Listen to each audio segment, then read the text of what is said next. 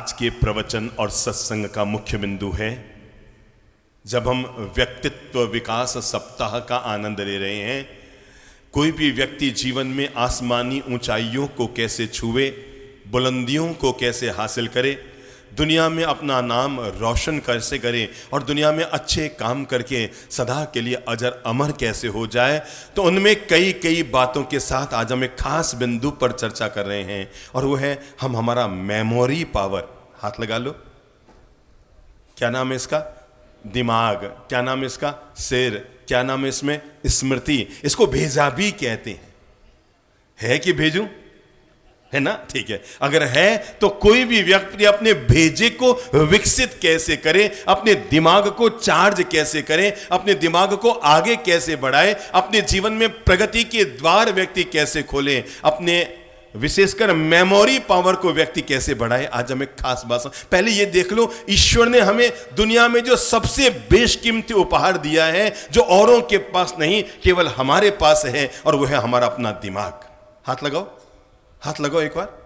ये दुनिया की सबसे अनमोल संपत्ति है, कुदरत का सबसे बेशकीमती उपहार है। इसका भार तो केवल 1.25 किलो का है, लेकिन शरीर में अगर सबसे महत्वपूर्ण अंग है, अगर आपका भार 70 किलो का है और इसका भार 1.25 किलो का है, अगर ये 1.25 किलो वाला आपके साथ है तो 70 किलो की वैल्यू है, और ये 1.25 किलो वाला आपसे हाथ से निकल गया तो 70 किलो भी बेकार चला जाता है। इसलिए दुनिया में अगर सबसे बेशकीमती कोई तोहफा ऊपर वाले के द्वारा हमें दिया गया है तो हमारा यह ब्रेन है, हमारा यह दिमाग है, हमारा यह मेमोरी पावर है, हमारी याददाश्त है, हमारी अपनी स्मृतियां हैं। कुछ लोग होते हैं जो अपने ही दिलो दिमाग को बड़ा प्रेम, शांति, आनंद और मिठास से भर लेते हैं। कुछ लोग होते हैं जो इसी दिमाग में वैर, विरोध, कटुता, बोलचाल बंद, एक दूसरे से कड़वाहटें और एक दूसरे के साथ कड़वी यादें जीवन में पाल लेते हैं। जैसा व्यक्ति अपने दिमाग को मोड़ देना चाहता है, इंसान का दिमाग वैसे ही मोड़ लेता रहता है। आप समझो जैसे कोई पेड़ होता है ना, आपको पता है पेड़ का मूल आधार कहाँ है? पत्तों में नहीं है, फलों में नहीं है, डालियों में नहीं है, शाखाओं में नहीं है। पेड़ का मूल आधार कहाँ है? उसकी जड़ों में है। सच्चाई तो यह है, आदमी भी एक उल्टा पेड़ है। दिमाग लगाओ, पेड़ की जड़ें कहां हैं? जमीन में। अब बुद्धि लगाओ, आदमी की जड़ें कहां हैं? आसमान में। आदमी या तो उल्टा पेड़ है या पेड़ उल्टा आदमी है।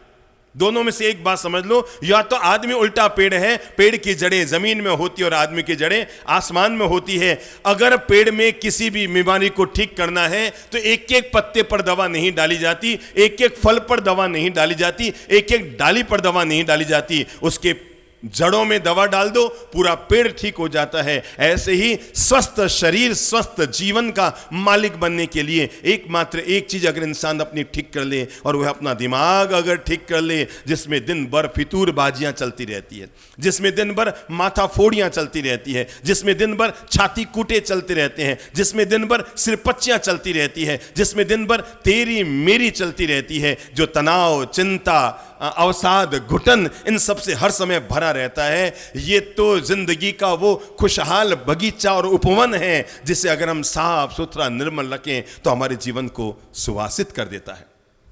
हमारी समस्त गतिविधियों का अगर कोई व्यवस्थापक है, हमारा दिमाग है। याद रखिएगा, मानता हूं कि जीवन को रखने के लिए हार्ट चाहिए, पर जीवन को आगे बढ़ने के लिए आदमी के पास दिमाग चाहिए। इसलिए जो हमारे हृदय से भी ज्यादा बेशकीमती कोई चीज है तो हमारा अपना दिमाग है। ऊपर वाले के द्वारा हमें एक असाधारण चीज दी गई है। आदमी चाहे तो अपने दिमाग को विकसित करते करते करते करते दुनिया का महान वैज्ञानिक या दुनिया का महान दार्शनिक बन सकता है, और अगर इसका विकास ना किया जाए, आपको पता है आदमी जब जन्मता है तो उसका शरीर 1.5 फीट का होता होगा, पर उसके बाद धीरे धीरे उसके शरीर का विकास होता है। मुझे एक बात बताओ, किसी भी व्यक्ति का जो 1.5 फुट का शरीर है, एक दिन वो 5.5 फीट का बन जाता है। ये अपने आप बनता है या कोई खींच खींच के बनाता है? अपने आप बनता है। हाथ हमारे अपने आप लंबे हो गए, पांव हमारे अपने आप लंबे हो गए, बाल हमारे अपने आप लंबे हो जाते हैं, शरीर के सारे अंग अपने आप विकसित हो जाते हैं। एकमात्र दिमाग है जिसको विकसित करना पड़ता है। खास बात बता रहा हूं, शरीर के सारे अंग अपने आप विकसित होते हैं, पर एकमात्र दिमाग ऐसा होता है जो अपने आप विकसित नहीं होता, आदमी को उसको विकसित करना पड़ता है। जो व्यक्ति जैसा विकसित करना चाहे, ये मत कहो कि मेरा दिमाग विकसित हो नहीं पाया। सच्चाई तो यह है, जिसने जितना प्रयास किया, बोलो, जिसने जितना प्रयास किया वो अपने दिमाग को उतना ही विकसित करने में सफल हो पाया। कालिदास नाम सुना है ना? भारतीय जगत के, भारतीय संस्कृति के सबसे महान कवियों में एक नाम आता है। संस्कृत साहित्य के जो वरिष्ठतम कवि हैं उनमें नाम आता है कालिदास। पता है बचपन में वो क्या थे? निरंतर अभ्यास करने से कोई व्यक्ति किस तरह सरस्वती की साधना कर सकता है और किस तरह दुनिया का सबसे महान विद्वान व्यक्ति बन सकता है। कहते हैं कालिदास बचपन में एक नंबर के महामूर्ख थे। महामूर्ख की पहचान इस बात से बता रहा हूं कि वो जिस डाली पर बैठा करते थे उसी को काटा करते थे। सुना है ना? ये तो सबको पता है ना कि वो इतने महामूर्ख थे कि जिस डाली पर बैठा करते थे उसी डाली को काटा करते थे। कहते हैं एक व्यक्ति जिसकी बेटी थी, जिसने अपने बेटी को पढ़ा लिखा कर तैयार किया और वो इतनी वैदुष्य प्रतिभा संपन्न बन गई कि वो अपने पिता से भी लोहा लेने लग गई। पिता को लगा कि मुझे अपनी बेटी की अक्ल ठिकाने करनी चाहिए, ये अपने आप को ज्यादा ही पढ़ी लिखी बुद्धिमान समझने लग गई है। मैं इसके साथ ऐसा करूंगा कि जीवन भर मुझे याद रखेगी और मैं किसी ऐसे मूर्ख व्यक्ति के साथ, आजकल तो होटलों में मिलते हैं, बातचीत करते हैं, मोबाइलों में मिलते हैं, कई शहरों जगहों पर तो बड़े शहरों में लोग पहले बाहर घूमने जाते हैं, 10 दिन साथ रहते हैं, फिर तय करते हैं कि हम विवाह कर पाएंगे कि नहीं कर पाएंगे। पर पहले ज़माने में तो शायद आप में से कई लोग ऐसे होंगे जिन्होंने सगाई और शादी से पहले अपनी पत्नी का मुंह भी नहीं देखा होगा। माँ बाप तय करके आ गए थे, हाँ भर दी थी और इधर से भी हाँ हो गई थी, फेरे खा लिए थे और फिर पता लगता था कि राज क्या है। पर अब तो वो जमाना नहीं रहा, अब तो पूरा देखा परखी, ये वो अटरम पटरम घटरम, और जितनी ज़्यादा देखा परखी होती है उतनी ज़्यादा तलाक होते हैं। पहले होते नहीं थे, पहले माँ बाप तय करते थे, बड़े बुजुर्ग तय करते थे, क्योंकि पहले के लोग रिश्ता तय करते समय केवल चेहरा नहीं देखते, चरित्र भी देखते थे, संस्कार भी देखते थे, स्वभाव भी देखते थे, कुलीनता भी देखते थे, पहनावा भी देखते थे, घर घराना भी देखते थे, बोल चाल आदर अदब कई चीज़ें देख करके फिर निर्णय करते थे।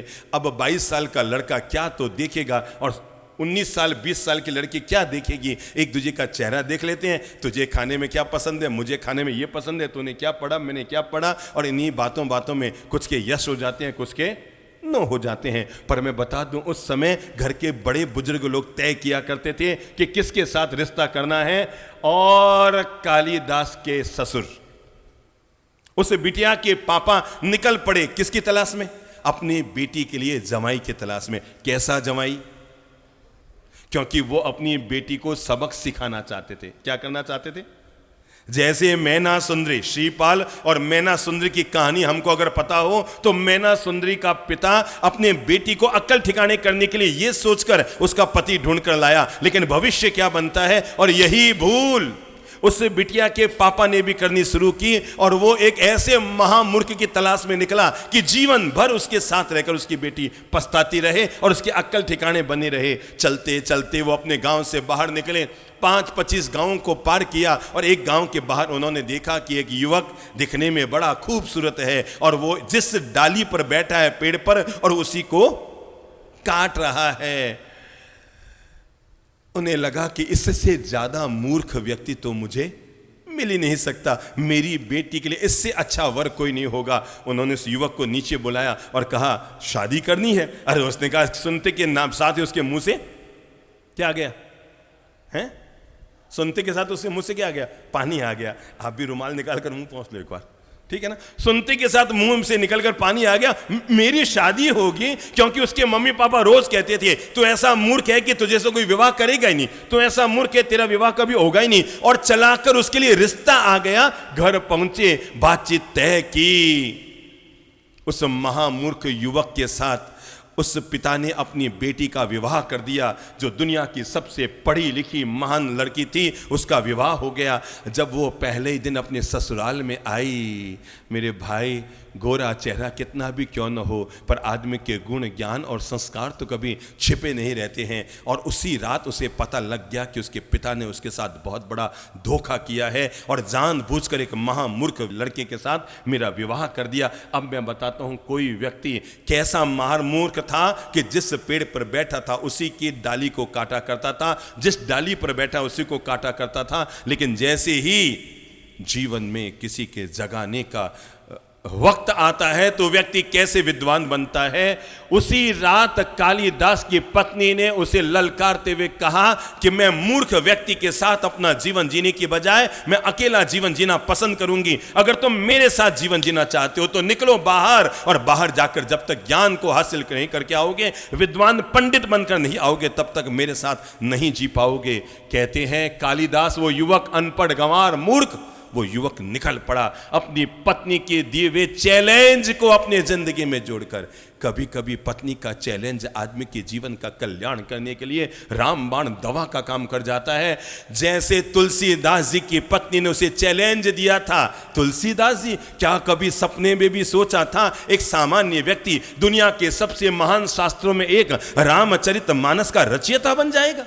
अरे वो तो दुनियादारी में जीने वाला युवक था, अपनी पत्नी में आसक्त युवक था। चला गया रात को 2 बजे ही अपने ससुराल, क्योंकि एक रात भी बिना पत्नी के वो सो नहीं पाता था। चला गया रात को 1-2 बजे, जब बीबी की याद आई। कहते हैं ना, उल्लू को दिन में नहीं दिखता और कौवे को रात में नहीं दिखता।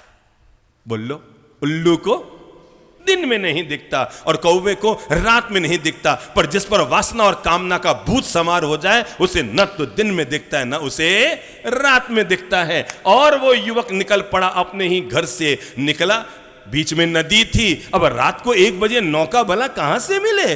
पर संयोग की बात, उसे लगा कि वहां पर एक लकड़ी बही जा रही है। उसने लकड़ी को पकड़ा और उस पार पहुंच गया, पत्नी के दरवाजे तक पहुंचा। अब रात को 1 बजे दरवाजा कैसे खटखटाए? देखा पत्नी का जो गवाक्ष था, पत्नी का जो कक्ष था, खिड़की खुली थी और उसके बाहर डोरी लटक रही थी।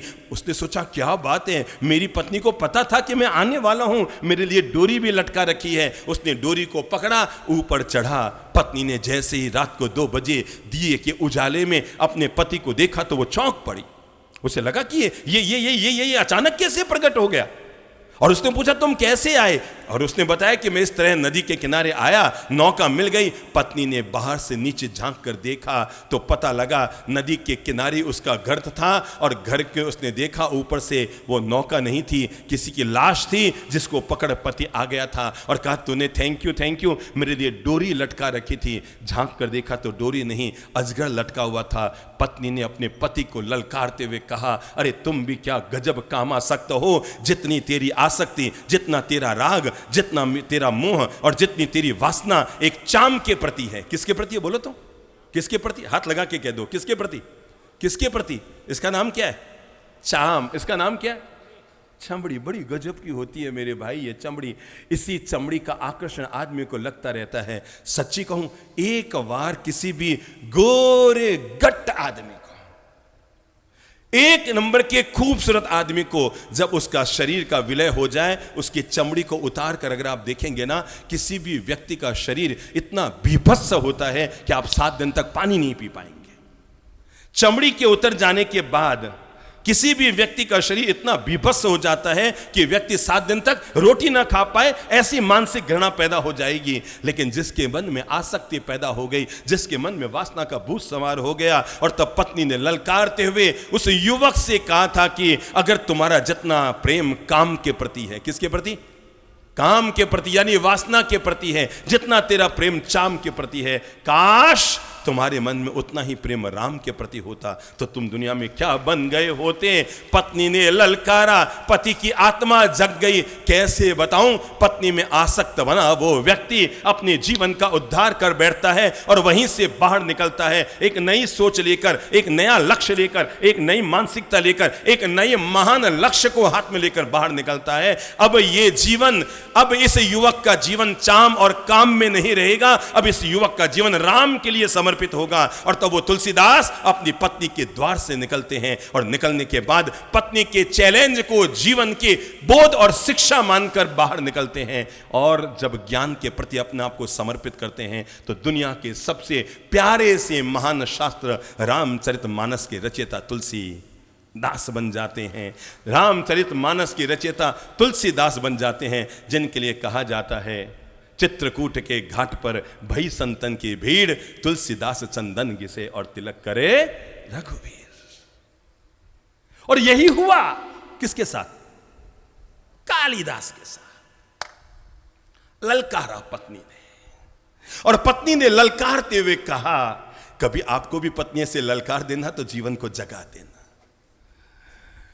एक बार हम बीकानेर में थे, तो जन्मजात भी वहीं के हैं, तो हमारे बड़े पिताजी के सुपुत्र हमारे पास थे और उन्होंने कहा, बाप जी हमेशा कुछ कुछ बना रहता है, पत्नी और मुझ में हमेशा कुछ कुछ बना रहता है। मैंने कहा इस बार धर्मपत्नी थोड़ी टेढ़ी बोले ना तो घबराना मत, कह देना मेरे भाई महाराज आए हुए, मैं जाके संत बन जाऊंगा।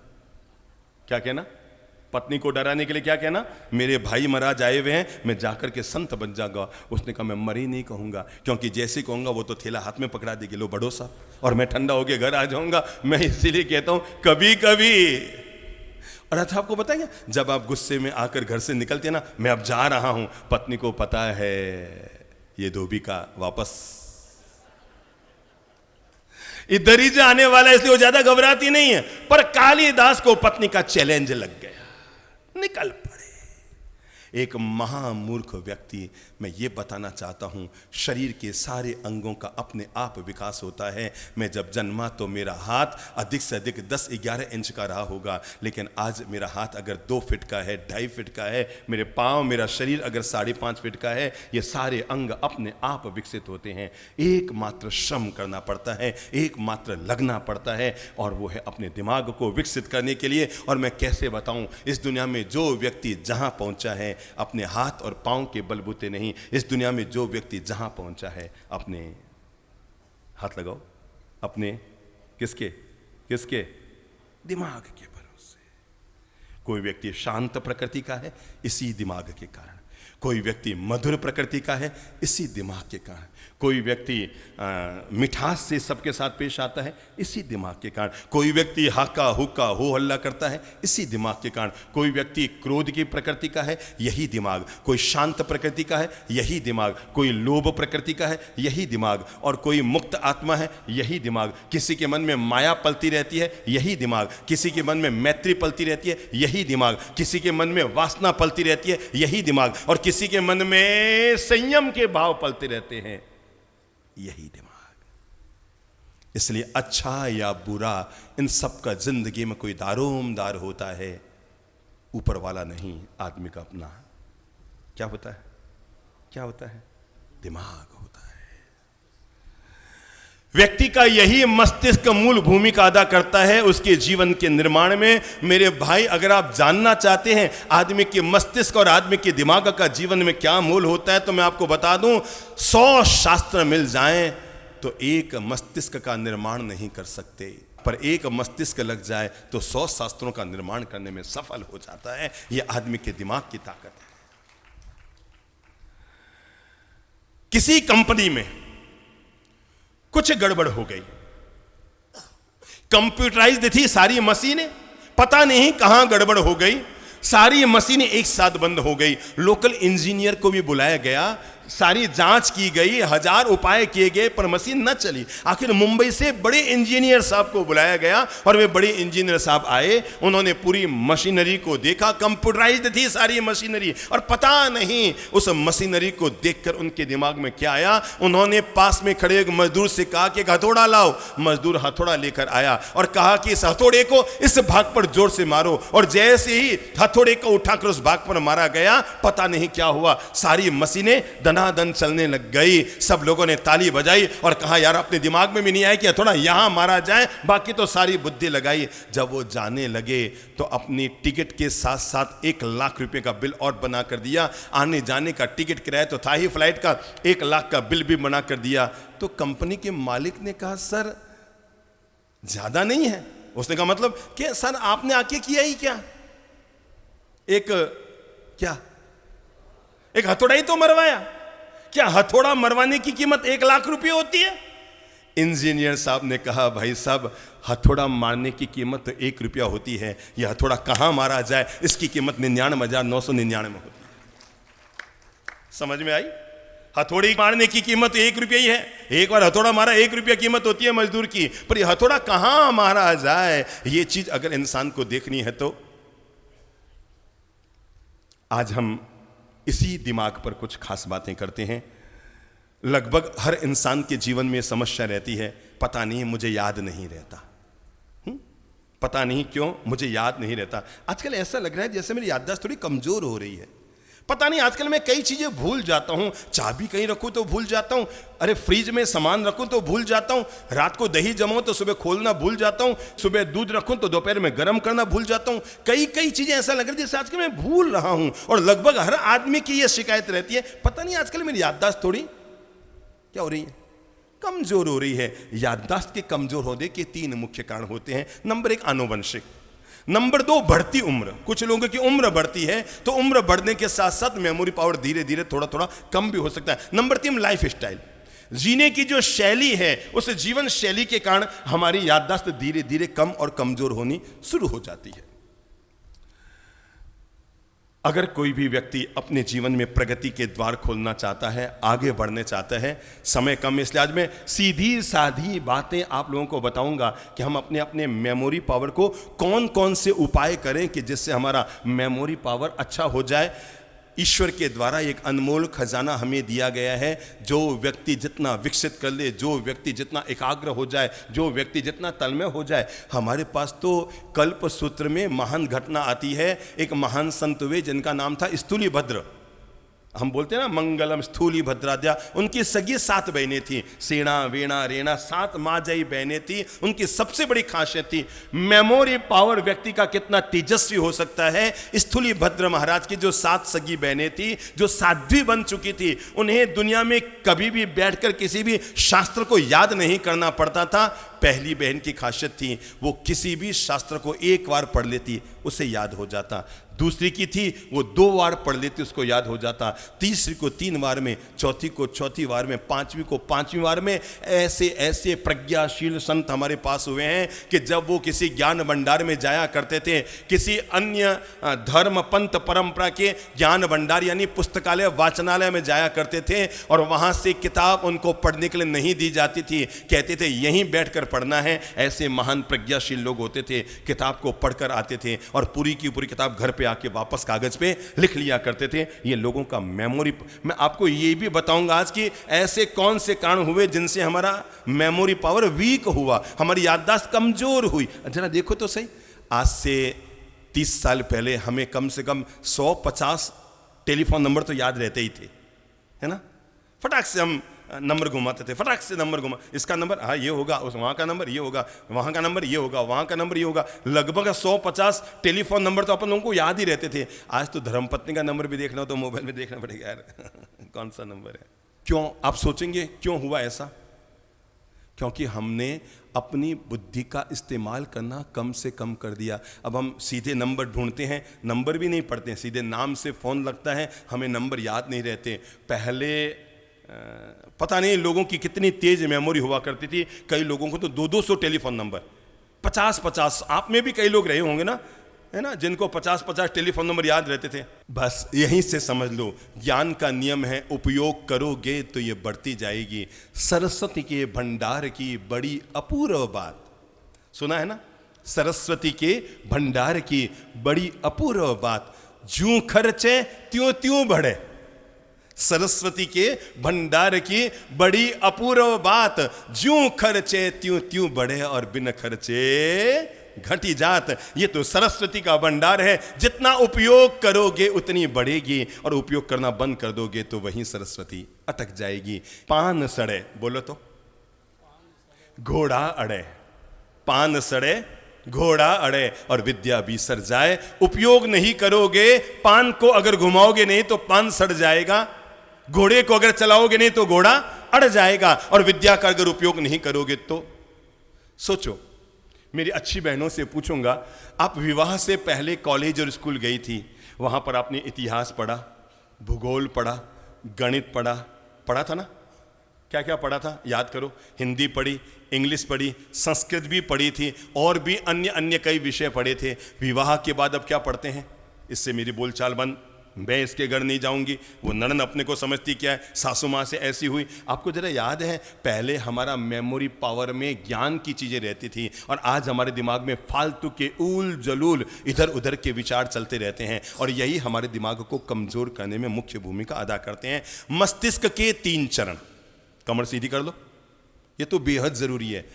याददाश्त बढ़ाने के लिए सबसे पहला रामबाण कोई काम है तो वो है आदमी की रीढ़ की हड्डी। आपको पता है, कोई भी व्यक्ति बूढ़ा होता है तो पहला लक्षण क्या होता है? हैं?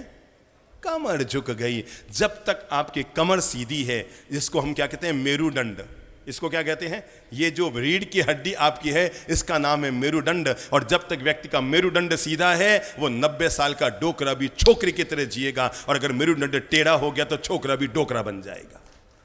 इसलिए कमर हमेशा इंसान अपनी सीधी रखे तो ज्ञान की चीजें अपने आप उसके भीतर अपने आप प्रवेश करनी शुरू हो जाती है। मस्तिष्क का पहला चरण जिसका नाम है चेतन मस्तिष्क, बोल लो चेतन मस्तिष्क। 3 भाग हैं मस्तिष्क के। पहला भाग है चेतन मस्तिष्क। जब भी हम कोई नई चीज सीख रहे होते हैं, जब भी हम कोई नई चीज सीख रहे होते हैं, और नई चीजों को सीखने में जिसकी सबसे बड़ी भूमिका अदा होती है, उसका नाम है चेतन मस्तिष्क, जिसको हम आज की भाषा में ब्रेन कहते हैं। क्या कहते हैं? ब्रेन कहते हैं। ये ब्रेन और कुछ नहीं, मनुष्य का वो चेतन मस्तिष्क है जो नई चीजों को सीखने में उत्सुक रहता है। मनुष्य के मस्तिष्क का दूसरा चरण है जिसका नाम है अवचेतन मस्तिष्क। क्या नाम है? अवचेतन मस्तिष्क। ये अलादीन के चिराग की तरह है। हमारे सारे ज्ञान और अनुभव को, जैसे कोई शब्दकोश कैसे होता है, एक किताब में हजारों लाखों शब्दों का ज्ञान होता है, वैसे मनुष्य के मस्तिष्क का जो दूसरा चरण है जिसका नाम है अवचेतन मस्तिष्क, इसमें दुनिया भर का ज्ञान व्यक्ति इकट्ठा करके रख सकता है। कई बार आपको लगता है 5 साल पहले ट्रेन में थोड़ी देर के लिए आप आमने सामने बैठे थे, और अचानक वो व्यक्ति, जैसे आप अभी पंडाल से निकलकर बाहर आएंगे, यहां पर 5000 लोग आपको मिलेंगे, लेकिन वो व्यक्ति जैसे ही आंखों के सामने आएगा और आते ही पूछेगा, आपने मुझे पहचाना? ठीक है, समझिए राज्य लोढ़ा, बताइए, कहीं आपको 5 साल पहले आप फ्लाइट में बैठे थे, एक व्यक्ति आपके बगल में बैठा था, ठीक है ना, और अचानक वो यहां पर आपको मिला, अचानक मिला, और मिलते वो क्या पूछेगा, आपने पहचाना? तो आप क्या बोलेंगे? अरे हाँ हाँ हाँ भाई,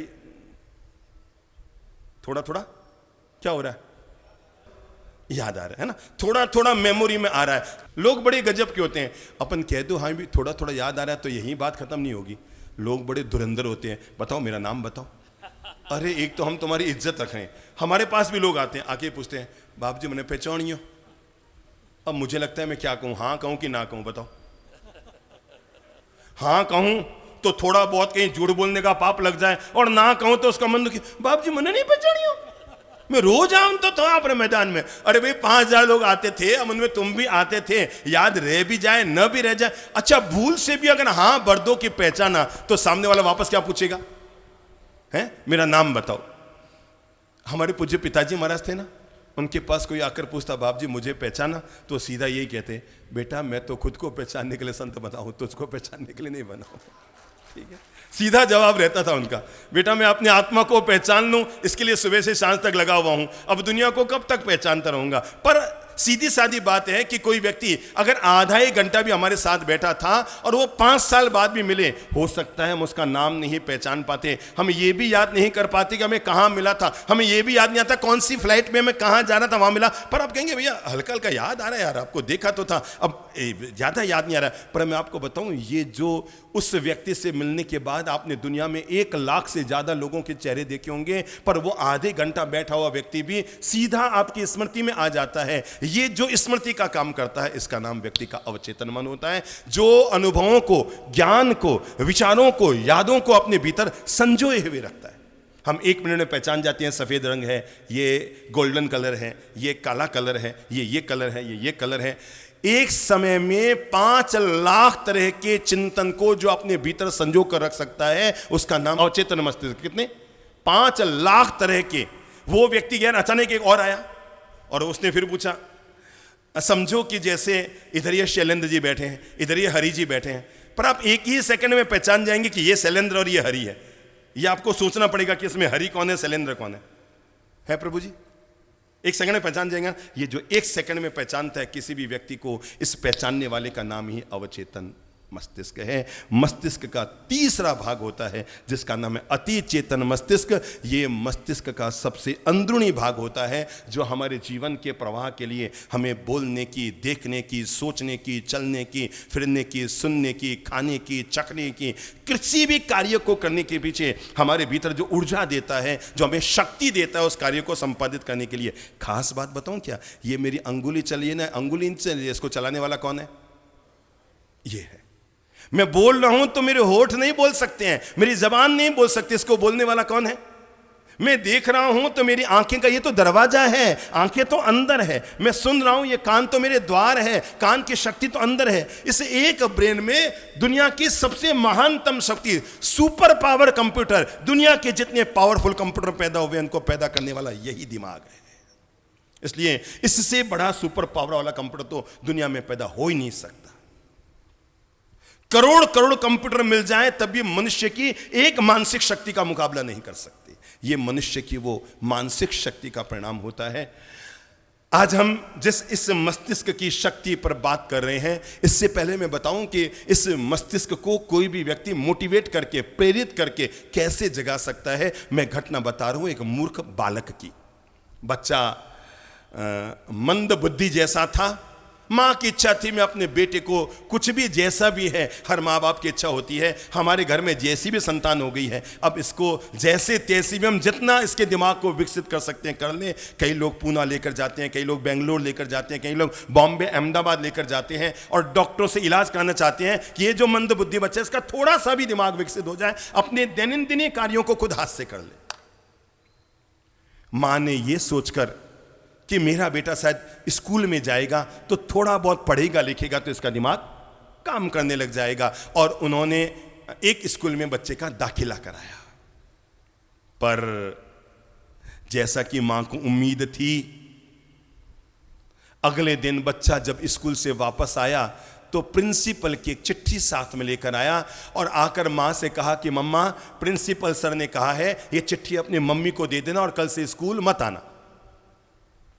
सुनिएगा ध्यान से, क्या कहा? प्रिंसिपल सर ने कहा है ये चिट्ठी अपनी मम्मा को दे देना और कल से स्कूल मत आना। मम्मा क्या लिखा है चिट्ठी में?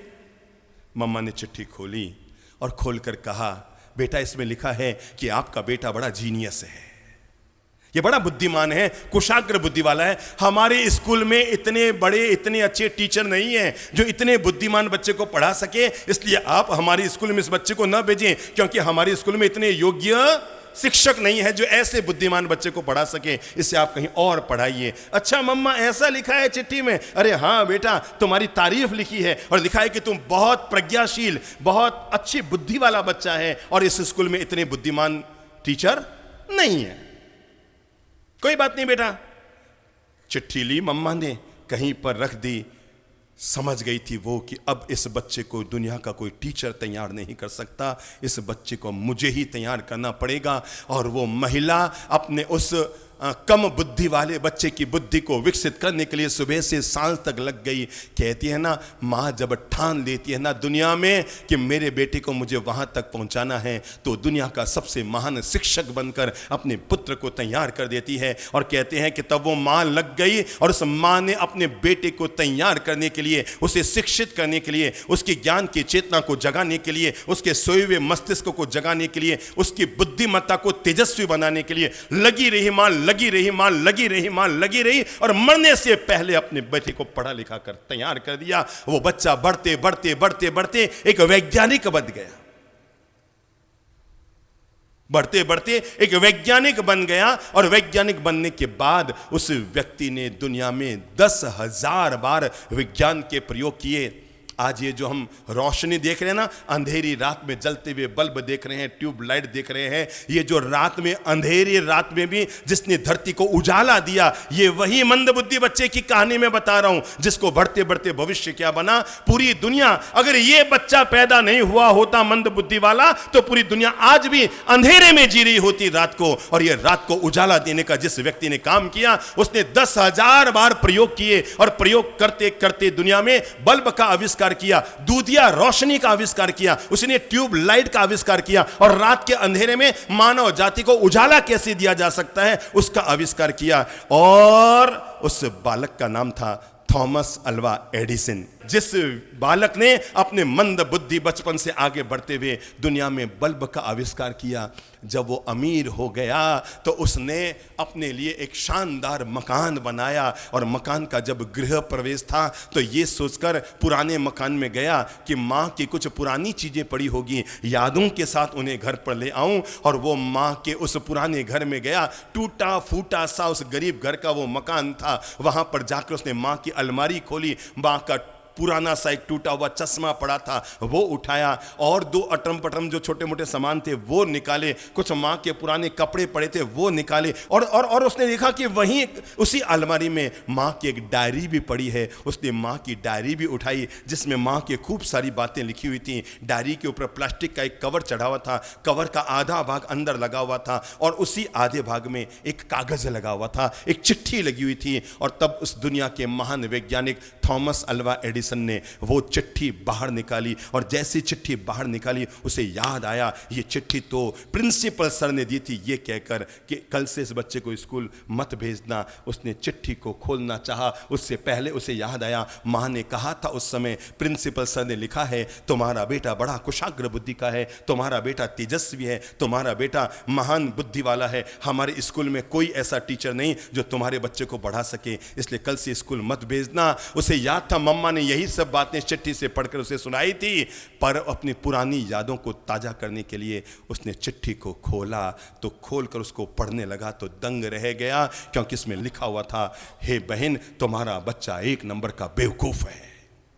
सुनना, अब सुनना बात को। एक मां जब जज्बा जगा ले अपने बेटे के दिमाग को विकसित करने के लिए, तो कोई इंसान कहां से कहां तक पहुंचता है। उसमें लिखा हुआ था कि तुम्हारा बच्चा 1 नंबर का बेवकूफ है, ये कुछ भी नहीं बन सकता, बेवजह है, प्लीज हमारे स्कूल का समय बर्बाद मत कीजिए, और कल से आपके बच्चे को स्कूल मत भेजिएगा, क्योंकि जीवन में कुछ नहीं बन सकता, ये 1 नंबर का बुद्धू है, पागल है। दुनिया के उस महान वैज्ञानिक ने जब उस चिट्ठी को पढ़ा तो उसने हाथ जोड़े। सोचो तो सही जला, किसके लिए हाथ जोड़े होंगे? उसने हाथ जोड़े अपनी मां के लिए, जिस मां ने बचपन में उसके भीतर पॉजिटिविटी डाली। क्या डाली? सकारात्मक शक्ति का संचार किया, और झूठ बोलकर कहा था कि ये बच्चा इतना तेज बुद्धि का है कि हमारे स्कूल में नहीं पढ़ सकता, हमारे स्कूल में नहीं पढ़ सकता। तब कहते हैं थॉमस अल्वा एडिसन ने उसी डायरी के पहले पन्ने पर 2 लाइन लिखी थी, जो लाइनें दुनिया के लिए सदा यादगार बन गई, और उसने अपना परिचय लिखा, थॉमस ए एडिसन, जो दिमागी तौर पर कमजोर था। क्या था? दिमागी तौर पर कमजोर था, पर उसकी मां ने सेंचुरी का सबसे जीनियस आदमी उसे बना दिया। उसने अपनी मां की उसी डायरी में, जहां पर किसी प्रिंसिपल सर की चिट्ठी लिखी हुई थी, उसी के सामने उस पर लिखा, थॉमस अल्वा एडिसन, अपना परिचय लिखा कि मैं क्या हूं दुनिया में। एक ऐसा बालक जो दिमागी तौर पर कमजोर था, पर उसकी मां ने सदी का, सेंचुरी का सबसे जीनियस, सबसे बुद्धिमान, सबसे बड़ा वैज्ञानिक आज मुझे बना दिया। मेरी मां को सलाम। हे मां, तुझे सलाम। खोलो अपने हाथ, भजा लो उस मां के सम्मान में। और मैं चाहूंगा हर मां को अपनी संतान के प्रति ये बुद्धि तो पैदा करनी ही पड़ेगी। आज से पहली आदत डाल लो, बच्चों को हतोत्साहित मत करो, तू कुछ कर नहीं सकता, तू कुछ हो नहीं सकता, ये बिल्कुल पढ़ता नहीं है, इसका दिमाग कमज़ोर है, इस पर तो कितनी भी मेहनत कर लिए कुछ बन नहीं सकता। अगर ऐसा है तो मैं आपको बता दूं, ज्ञान की दृष्टि से हो सकता है आज भी वैसा ही हूं, पर मैं बचपन में बहुत कमज़ोर था। पर किसी एक व्यक्ति ने जब मुझ पर मेहनत की, चाहे उसका नाम मेरा सगा बड़ा भाई भी क्यों ना हो, पर जब उसने मुझ पर मेहनत करनी शुरू की तो इंसान की हर मेहनत रंग लेकर आती है, और कमज़ोर दिमाग का बालक भी बढ़ते बढ़ते दुनिया को प्रवचन देने वाला ललित प्रभु बन सकता है। इसलिए शरीर के बाकी अंग तो जैसे हैं वैसे ही रहेंगे। भाई मैं काला हूं तो काले ही रहूंगा, पर एक ही चीज है जिसे हम विकसित कर सकते हैं। फेर लो, थोड़ा बाल भी ठीक हो जाएंगे। क्या है? इस बालों की टोपी के अंदर रखा हुआ हमारा क्या है? दिमाग।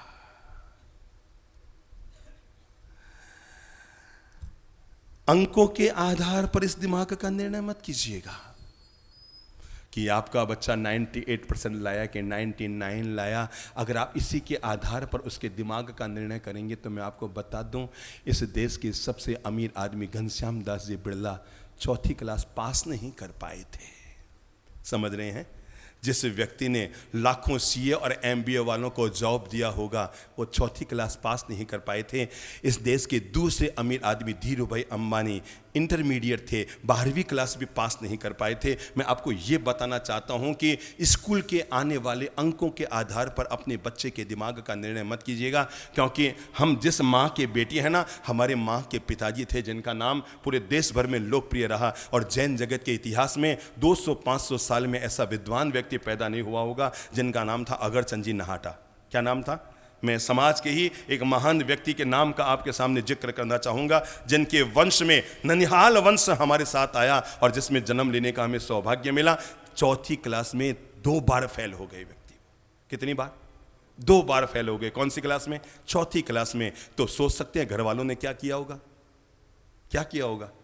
स्कूल से निकाल दिया। फालतू के 2 आने रुपये लगते हैं, 2 आने या 4 आने जो भी उस समय लगते हैं, स्कूल से निकाल दिया गया। घर में एक संत का आना हुआ जिनका नाम था कृपा चंद्र सूरी जी महाराज। क्या नाम था? कृपा चंद्र सूरी जी महाराज। और जिन शासन के महान आचार्यों में एक नाम था, उनका घर में आहार के लिए आना हुआ। हमारे नाना जी के पापा जी, मम्मी जी सब खड़े थे और उन्होंने कहा कि हमारा बच्चा क्या है? पढ़ने लिखने में बहुत कमज़ोर है, बाप जी इसको कुछ ज्ञान दो, इसको कुछ शिक्षा दो। और उस समय रवाना होने से पहले उन संत ने उस बालक के भीतर एक छोटा सा संस्कार डाल दिया था और कहा था, बेटा तो कुछ मत किया कर, 10-15 मिनट 20 मिनट तक रोज अच्छी किताबों को पढ़ा कर, इससे तुम्हें ज्ञान मिलना शुरू हो जाएगा। संत का दिया हुआ वो संस्कार स्कूल में अनुत्तीर्ण होने वाले उस बालक के जीवन में आ गया और उसने रोज 20 मिनट, धीरे धीरे मन और लगने लगा, आधे घंटा 1 घंटा स्वाध्याय करना, अच्छी किताबों को पढ़ना शुरू किया। एक अच्छी किताब व्यक्ति के जीवन की गुरु भी होती है, व्यक्ति के जीवन की ईश्वर भी होती है, व्यक्ति के जीवन की भाग्य विधाता भी होती है और व्यक्ति के जीवन में संस्कार युक्त जीवन निर्माता भी होती है। और एक अच्छी किताब व्यक्ति के जीवन की भाग्य विधाता बनकर आती है। इसलिए हर इंसान को अपने घर में, जैसे आप सम्मान पूर्वक किसी और आदरणीय वस्तु को अपने घर में रखते हैं, अपने आभूषणों को जैसे आप अपने अलमारी में सजा कर रखते हैं, दुनिया की पवित्र किताबों को अपनी अलमारी में जरूर रखा करो, क्योंकि यही वे पवित्र किताबें होती है। सोचो अगर आज आगम नहीं होते तो हमारे पास तीर्थंकरों का क्या था? सोचो अगर आज गीता न होती तो भगवान कृष्ण का दुनिया में क्या है? सोचो अगर आज रामायण न होती तो राम जी का हमारे पास क्या है? अगर गुरु ग्रंथ नहीं होते तो गुरु नानक देव जी का हमारे पास क्या होता? कल्पना करो अगर बाइबल ना होती तो जीसस का हमारे पास क्या होता? अगर कुरान ना होती तो मोहम्मद साहब का इंसान के पास क्या होता? ये वो महान किताबें हैं जो ईश्वर तुल्य बनकर इंसान की जिंदगी में आती है और उसकी सोई हुई मानसिक प्रज्ञा को जगा देती है। इसलिए दुनिया के किसी भी अदालत में भगवान की मूर्ति पर हाथ रखकर शपथ नहीं दिलाई जाती कि तुम ईश्वर के नाम शपथ खाओ। दुनिया की बड़ी से बड़ी अदालत, चाहे वो सुप्रीम कोर्ट भी क्यों न हो, किसी पवित्र किताब को हाथ में रखकर शपथ दिलाई जाती है, क्योंकि पवित्र किताब और कोई नहीं, साक्षात ईश्वर का ही रूप होती है। इसलिए हर इंसान को अपने घर में पवित्र किताबें जरूर रखनी चाहिए। और रोज भले इस मोबाइल की जिंदगी में हम लोग सारी दुनिया की चीजें भूल गए हैं, सारी चीजें एक मोबाइल में आकर हमारी जिंदगी अटक गई है, पर फिर भी हम आपको प्रेरित करेंगे रोज 15-20 मिनट से ही खरीद सके तो अच्छी बात, और न खरीद सके तो हमारे पास आ जाया करें। उपहार में किताबों को ले जाएं, यहां आपको जब मिले तो उनको घर में ले जाएं और ले जाकर 15-20 मिनट ही सही उन किताबों का स्वाध्याय जरूर कीजिए। क्यों? क्योंकि अब मैं आपको बताता हूं, उस बालक को उस संत ने एक महान संस्कार दे दिए थे कि रोज 20-25 मिनट तक कभी पवित्र किताबों को जरूर पढ़ा करो, और वही एक छोटा सा संस्कार उस बालक का भाग्य निर्माता हो गया। मैं आपको कैसे बताऊं, उस बालक ने बड़े होकर के, जिनका नाम आगे जाकर अगरचंद नाहटा के नाम से पूरी दुनिया में लोकप्रिय हुआ, उन्होंने 10,000 लेख लिखे। कितने? एक आदमी पढ़ नहीं सकता उससे ज्यादा उन्होंने लिखे। उन्होंने 10,000 लेख लिखे। और मुझे देश के बड़े से बड़े आचार्यों ने कहा हुआ है, अरे भाई ललित प्रभ चंद्र महाराज, जब तुम्हारे नाना आते थे तो हम प्रवचन देना बंद कर देते थे, उन्हीं को मंच पर बुलाया करते थे, क्योंकि हमें पता था ये हमसे भी ज्यादा ज्ञानी व्यक्ति है। देश के बड़े से बड़े आचार्यों ने हमें ये बात कही थी मुंह पर। मैं ये बताना चाहता हूं, परीक्षा में आने वाले अंकों के आधार पर किसी व्यक्ति की मानसिक प्रज्ञा का निर्णय नहीं ले सकते, क्योंकि इस दुनिया में कई लोग हैं जो पहली, दूसरी, चौथी क्लास भी पास न कर पाए। कभी वो लता मंगेशकर बन गए, कभी वो सचिन तेंदुलकर बन गए, कभी वो कुछ बन गए, क्योंकि प्रज्ञा को जागृत करने के लिए परीक्षाओं का दौर नहीं चाहिए। प्रज्ञा को जागृत करने के लिए आदमी का निरंतर अभ्यास चाहिए। आओ, अपनी बुद्धि को जागृत करने के लिए हम कुछ श्रेष्ठ उपायों के बारे में समझते हैं। नंबर 1, बुद्धि में हमेशा धार रखिए। क्या रखिए? क्या रखिए? कैसी धार? जैसे हम चाकू में धार रखते हैं ना, हमें सब्जी को अगर सुधारना है, फल को अगर छीलना है, तो कौन सा चाकू लेते हैं, धार वाला कि बिना धार वाला?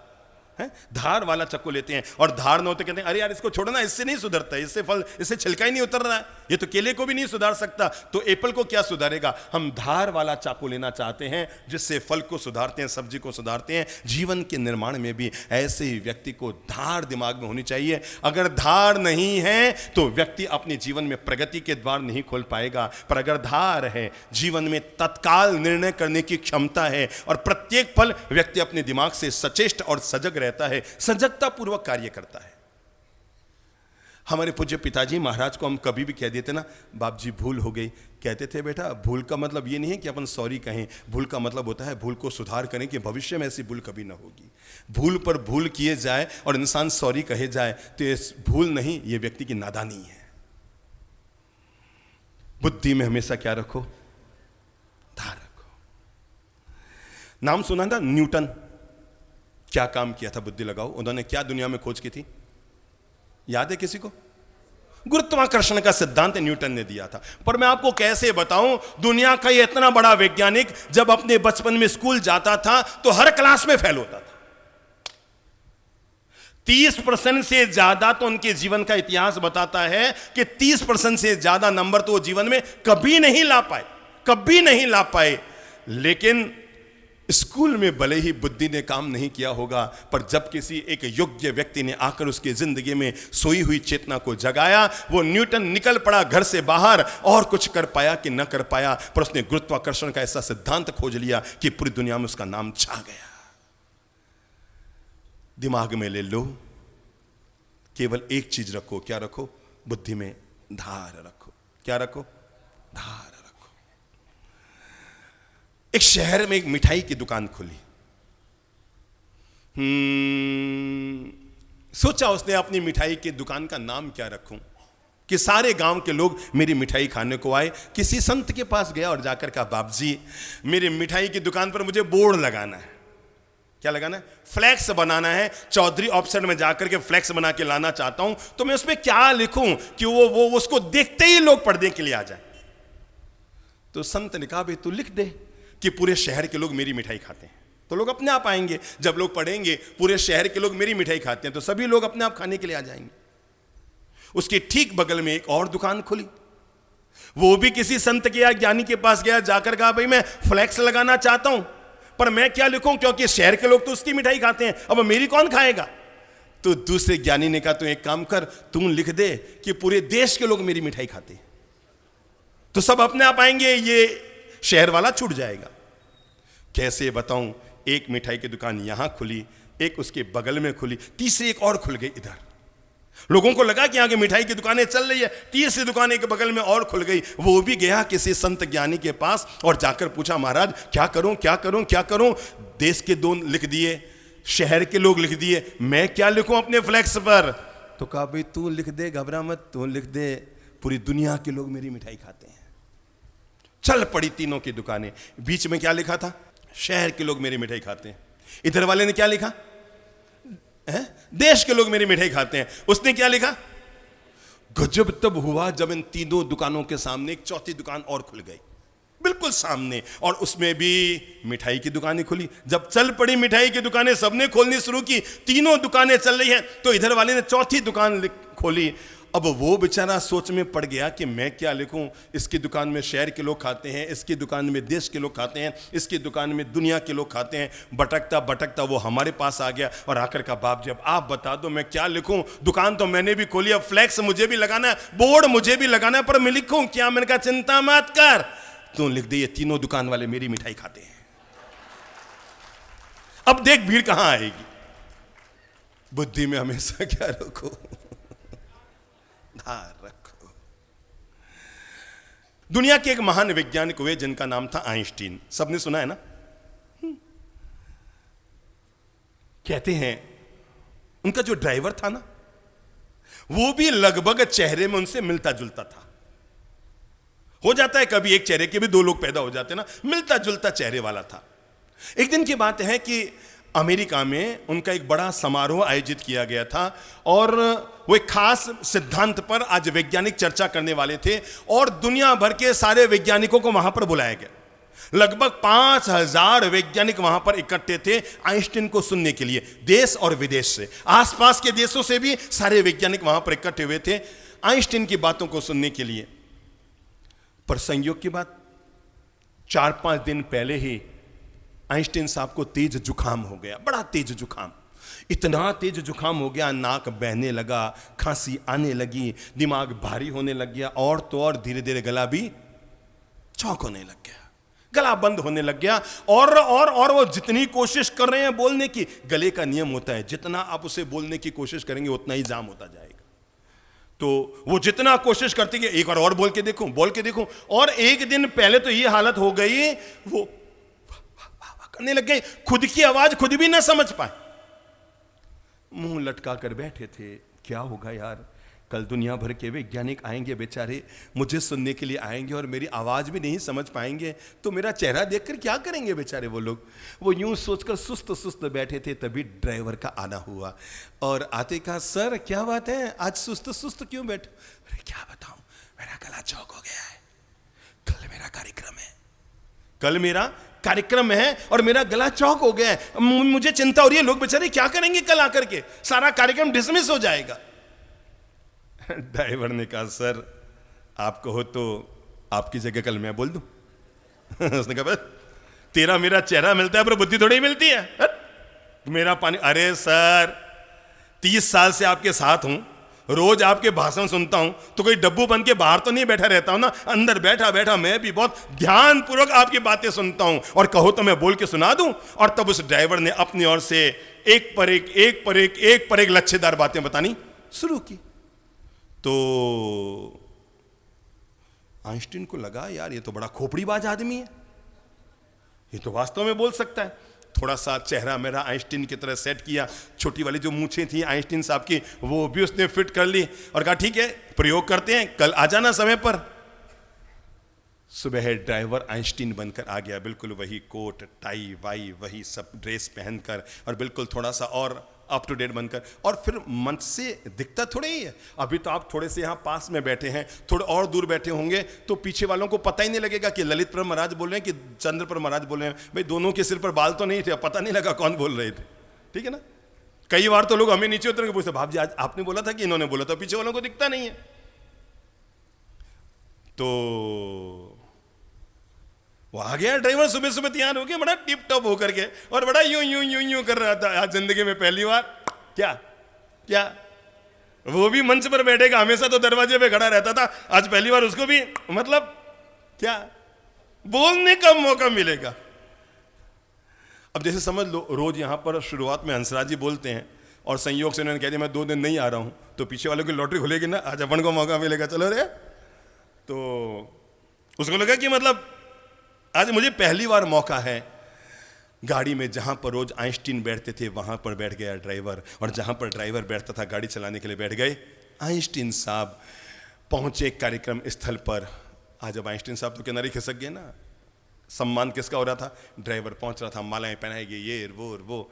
रोज जहां पर ड्राइवर बैठता था वहां तो बैठ गए आइंस्टीन साहब, और जहां पर रोज आइंस्टीन बैठते थे वहां कौन बैठ गया? वो ड्राइवर। बड़ा मान सम्मान हुआ और कहा गया आज दुनिया भर के वैज्ञानिक आए हैं और हम अनुरोध करेंगे आइंस्टीन साहब पधारें और अपनी बात 1.5 घंटा में प्रस्तुत करें।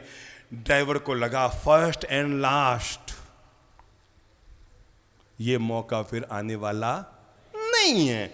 जो जितनी बातें उसने जिंदगी में सुन रखी थी सारी की सारी बातें एक साथ 1.5 घंटे में प्रस्तुत कर दी। इतनी तालियां बजी। अरे और तो और वो आइंस्टीन जो ड्राइवर बने थे वो भी तालियां बजाने से लोगों ने कहा आज तो यार आइंस्टीन साहब बड़े मूड में बोल रहे हैं, बड़ा मजा आ रहा है। इतना मजा आया कि कम से कम 100 बार तालियां बजी होगी। आइंस्टीन को लगा ये तो मेरा बाप निकला। जैसे बोल के चुप हुए, कैसे रखें बुद्धि में धार बताना चाहूंगा। जैसे ही वो ड्राइवर साहब जो आइंस्टीन बने हुए थे बोलकर चुप हुए कि चुप होते ही कई लोगों ने हाथ खड़ा किया, सर क्वेश्चन। ड्राइवर का माथा चकराया। उसे बातें तो याद थी पर क्वेश्चन का जवाब कैसे दिया जाए ये तो खोपड़ी काम करती नहीं थी। पर झट से उन्होंने अपने आप को संभाला। हाँ बोलिए किसका क्या क्वेश्चन है? 5-10 वैज्ञानिकों ने अलग अलग क्वेश्चन खड़े किए। आइंस्टीन जो ड्राइवर जो आइंस्टीन बना हुआ था माइक हाथ में लिया और कहा ओफो तुम लोग भी कैसे हो, कितने सामान्य से क्वेश्चन और प्रश्न लेकर आते हो, इन सब का जवाब तो मेरा ड्राइवर भी दे सकता है। ड्राइवर साहब ऊपर आइए। तो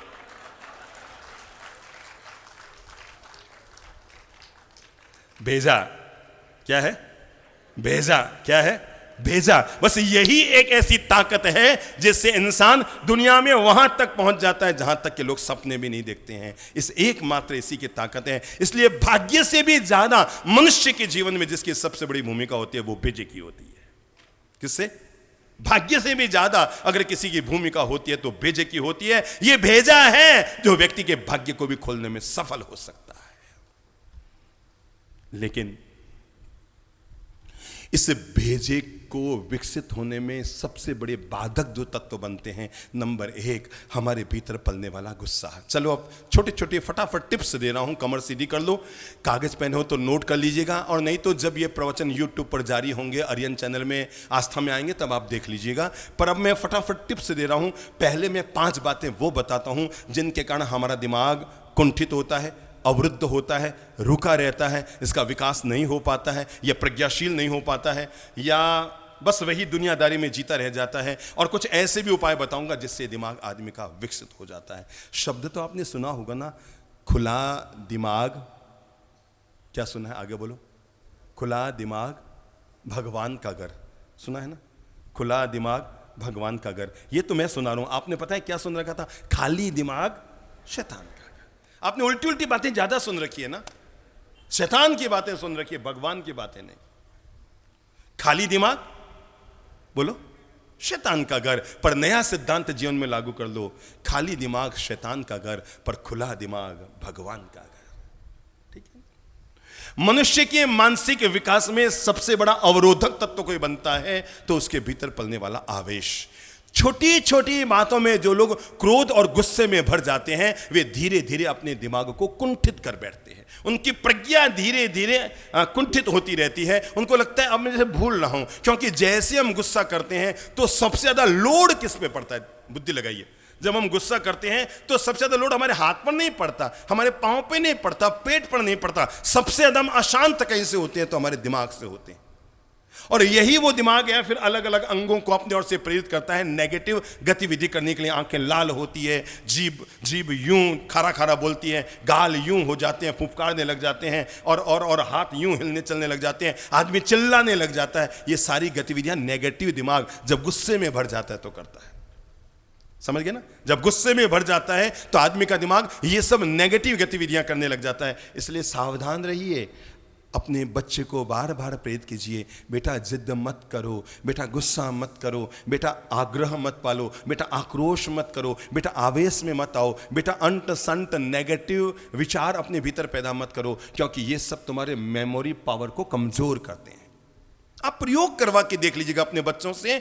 एक बच्चे को आप प्रेरित कीजिए 2 साल तक एक बार भी गुस्सा ना करे, उसके परीक्षा परिणाम देखिए, और उसे फिर कहिए अब तो 2 साल जमकर गुस्सा कर, उसका परीक्षा परिणाम देखिए, आपको पता लग जाएगा रात दिन का फर्क आ रहा है।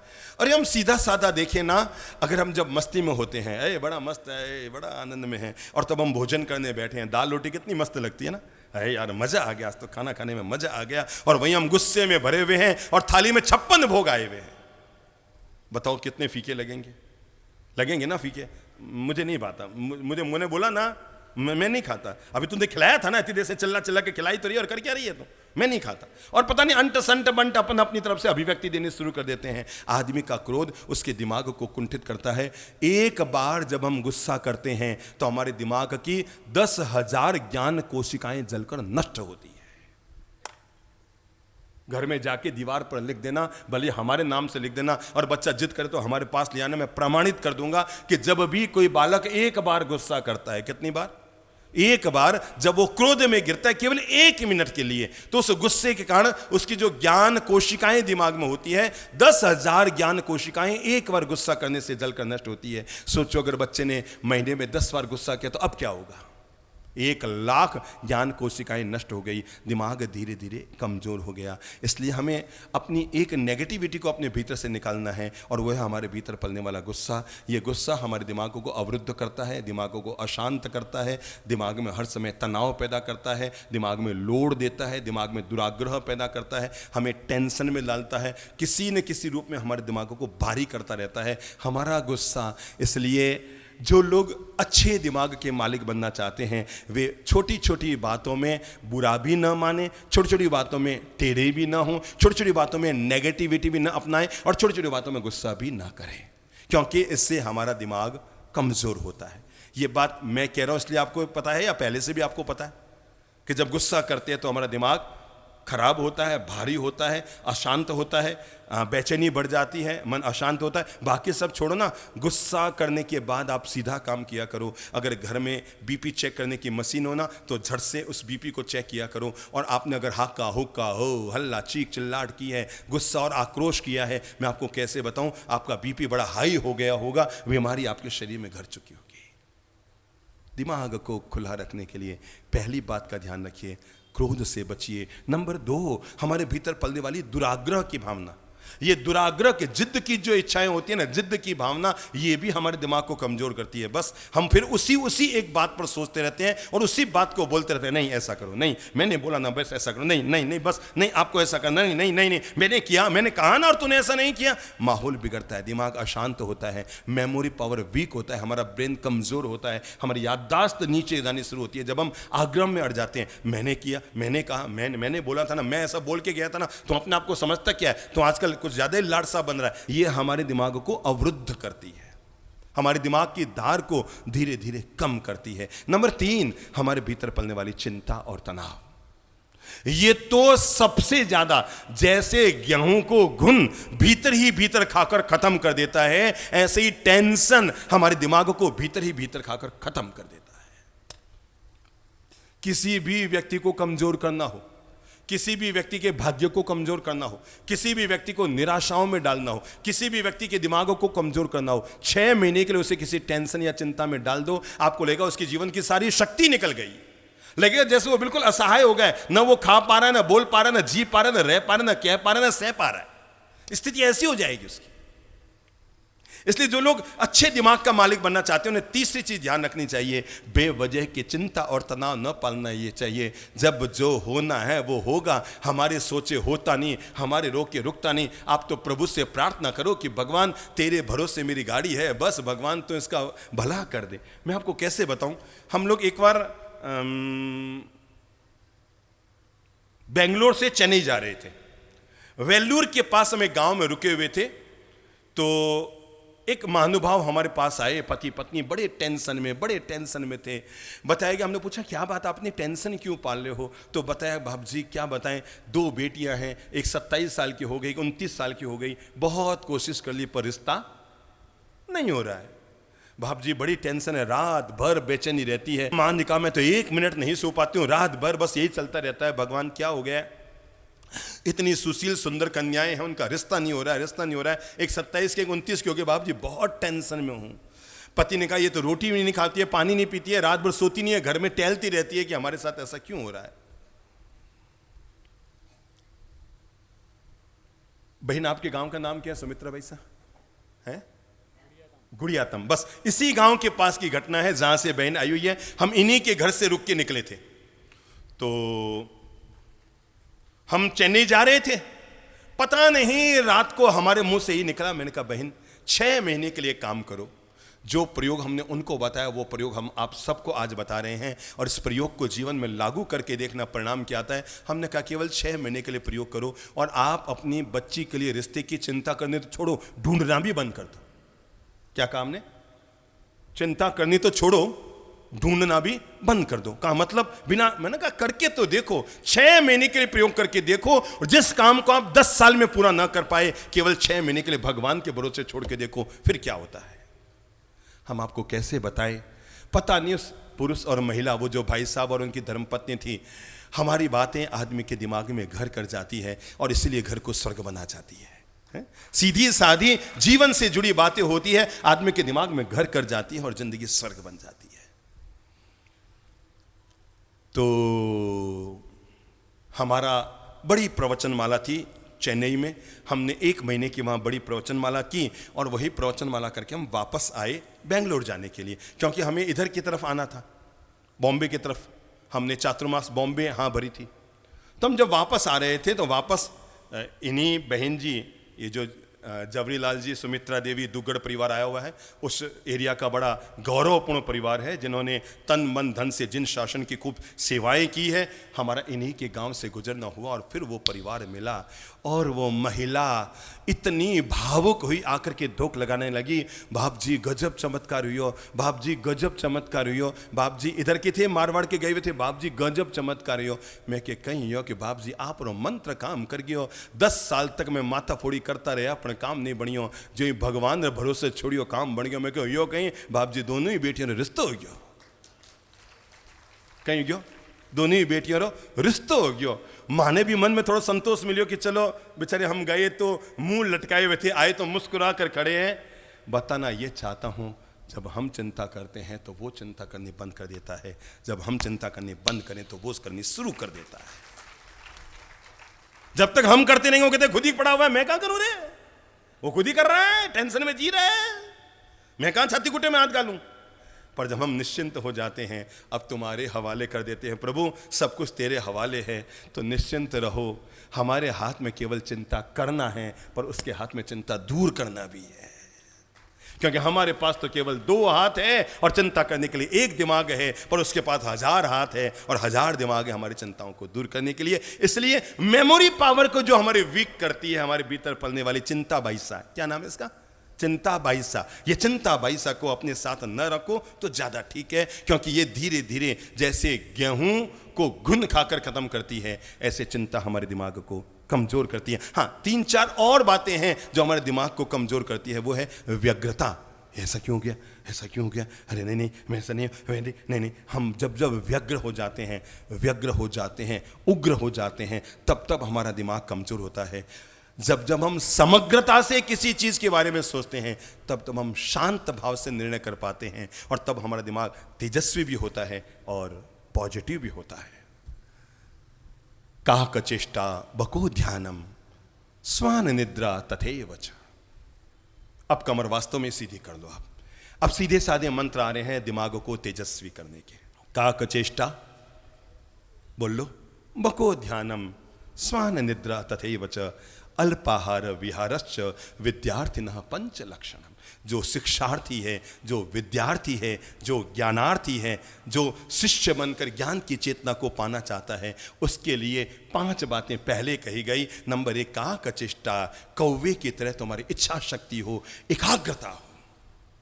जब तक किसी भी चीज के प्रति आपकी तन्मयता और एकाग्रता नहीं होगी तब तक परिणाम नहीं आएगा। कई बार ऐसा होता है कि सत्संग में लोग रहते हैं ना, इधर भी देखते हैं उधर भी देखते हैं। अभी समझो, मैं से उदाहरण बताऊं, एक कोई नया व्यक्ति यहां पर घुसेगा, समझो कि उसके चोला पहना हुआ नहीं है, केवल गंजी पहनी हो या कुछ थोड़ा सा चेंज है, और वो जैसे यहां पर आएगा, यहां पर अगर 5000 लोग बैठे हैं, मैं सत्संग कर रहा हूं, उसमें से 2000 लोगों की नजर किस पे चली जाएगी? कौन आया कौन आया? आपका कोई लेन देन नहीं है, आप यहाँ के आयोजकों में नहीं है, आपको प्रबंधन करना नहीं है, वो आया कि नहीं आया से आपको कोई टेंशन नहीं है, पर हमारा नजरिया चला जाता है। क्यों? क्योंकि हम एकाग्रता से नहीं सुन रहे हैं, हम तन्मयता से नहीं सुन रहे हैं। अगर हम तन्मयता से ज्ञान की चेतना में उतरेंगे, पास में बम फट जाए तो भी पता नहीं लगेगा कि पीछे क्या हो रहा है, क्योंकि मेरा दिमाग तो इसमें तल्लीन था। उखड़े हुए दिमाग से 10 घंटे पढ़ने के बजाय एकाग्र दिमाग से 1 घंटा पढ़ना ज्यादा काम का होता है। बिखरे हुए दिमाग से, उखड़े हुए दिमाग से, अस्त व्यस्त बने हुए दिमाग से, इधर उधर घूमते हुए दिमाग से, उधर घर में क्रिकेट चल रहा है टीवी में, इधर बच्चा किताब पढ़ रहा है, अब उधर लगा छक्का और वो किताब में भी मारता है छक्का, और पापा समझते हैं वो पढ़ाई करा, तेरा परीक्षा तू पढ़, अंदर जाके पढ़। नहीं, पढ़ करने से पढ़ाई नहीं होती। ज्ञान के प्रति इच्छा शक्ति जागृत करने से, लगन पैदा करने से, मानसिकता पैदा करने से। बच्चे को बार बार ये मत कहो कि पढ़ने बैठ। पढ़ाकू लड़ाकू विमान उसे नहीं बनाना है, उसे बनाना है उसकी इच्छा शक्ति को जगाओ कि तू पढ़ेगा तो जीवन में क्या पाएगा। बच्चे को बताओ कि बेटा 6 घंटे तक उखड़े हुए दिमाग से पढ़ने के बजाय तू तन्मयता से केवल 1 घंटा पढ़ ले, तेरे लिए पर्याप्त होगा। क्योंकि जब पढ़ो तो केवल पढ़ो। हमारे पास एक बिटिया आया करती थी जोधपुर में, जब हमारा मुथाजी मंदिर मैदान में जोधपुर में हमारी प्रवचन माला थी, बहुत पहले की बात है। अब तो वो जोधपुर में एक बड़े पद पर प्रिंसिपल बनी हुई है किसी कॉलेज की वो बिटिया।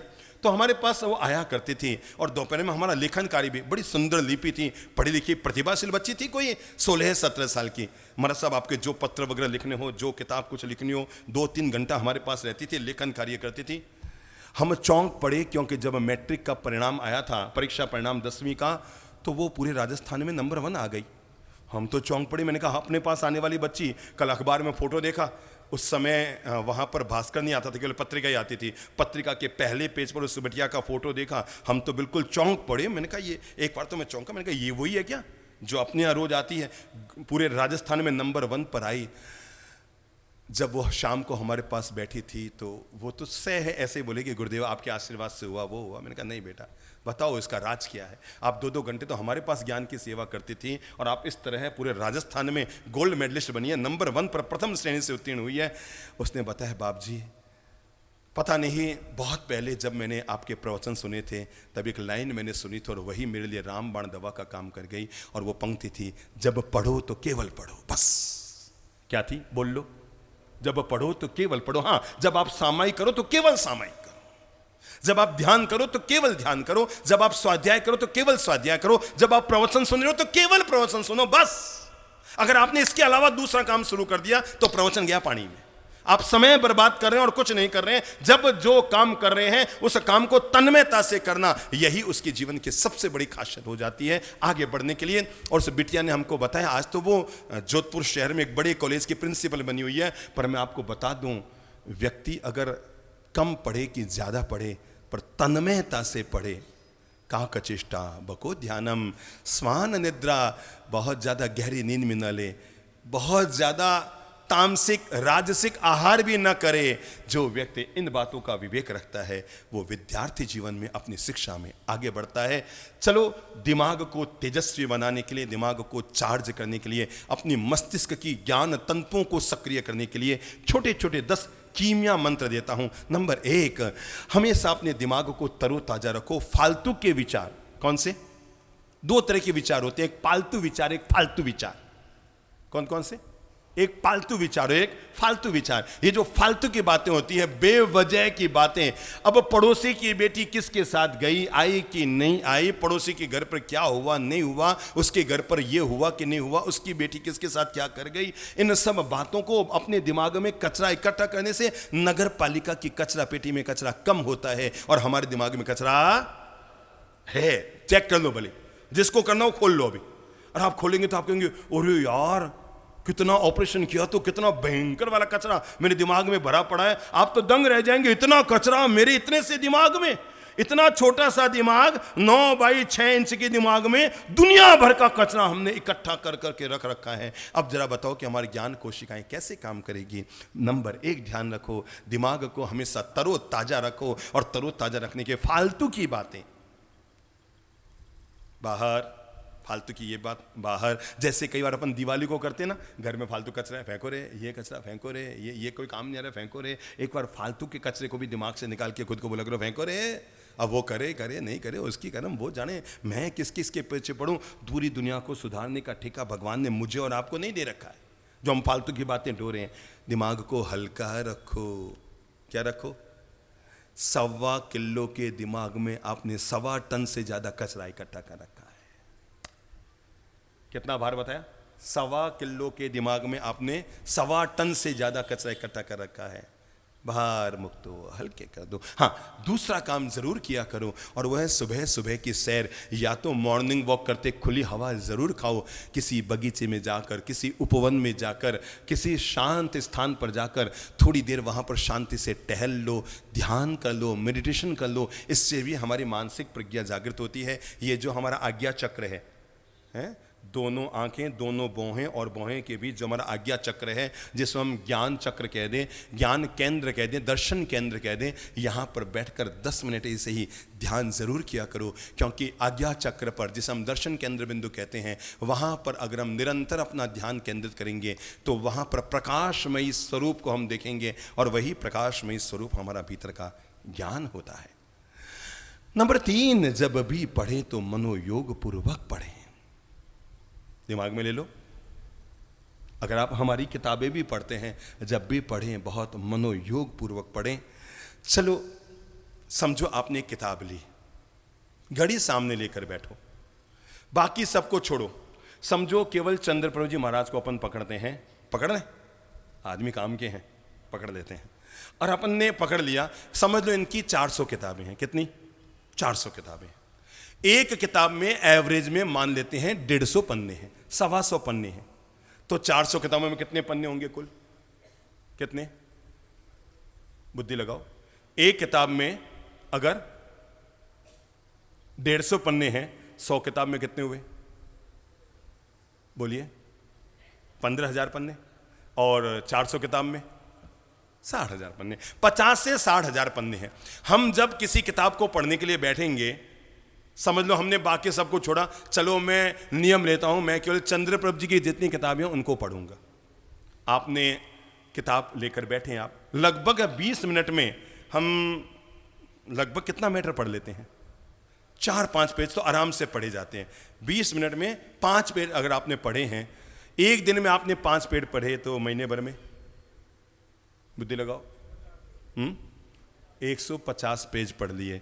और साल भर में कितने? महीने भर में आपने अगर रोज के 5 पेज, 10 दिन में 50 पेज, महीने में 150 पेज, साल भर में 1800 पेज। मैं कहता हूं अगर आपने रोज उस 4-5 पेज को आप पढ़ते रह गए, 5 साल के बाद आप दूसरे चंद्र प्रभु जी बन जाएंगे। कितने साल के बाद? 5 साल अगर आप रोज 5 पेज पढ़ते रहे, तो वो प्रज्ञा जो इनके पास है वो आपके पास आ जाएगी, क्योंकि इनका ज्ञान ही तो इनकी किताबों में आया हुआ है। ऐसा हम हर महापुरुष के साथ, हर ज्ञानी व्यक्ति के साथ, हर दुनिया के लेखक व्यक्ति के साथ कर सकते हैं। इसलिए मैं 5 पेज रोज पढ़ने चाहिए। कोई व्यक्ति अगर 5 पेज का स्वाध्याय रोज करता है तो 5 साल में वो प्रकांड विद्वान और पंडित बन जाता है। पर ध्यान रखें, जब पढ़ें तो मनोयोग पूर्वक पढ़ें। हाँ, पढ़ाई के लिए ध्यान रखें, बच्चों को ज्यादा टोका टोकी ना करें। समझ रहे हैं? पढ़ाई के लिए बच्चों को ज़्यादा टोका टोकी, प्रोत्साहित कीजिए, उसे तैयार कीजिए, पर बार बार अगर आप प्रेशर डालेंगे, बार बार अगर आप दबाव डालेंगे, बच्चा मानसिक दबाव में आ जाता है, फिर वो पढ़ नहीं पाता है। फिर वो ठीक है आपके कहने पर बैठ गया, आपका मान रखने के लिए बैठ गया कि ठीक है बैठ जाता हूँ मम्मी कहती है तो, पर उसका मन नहीं होगा उन सबको पढ़ने के लिए।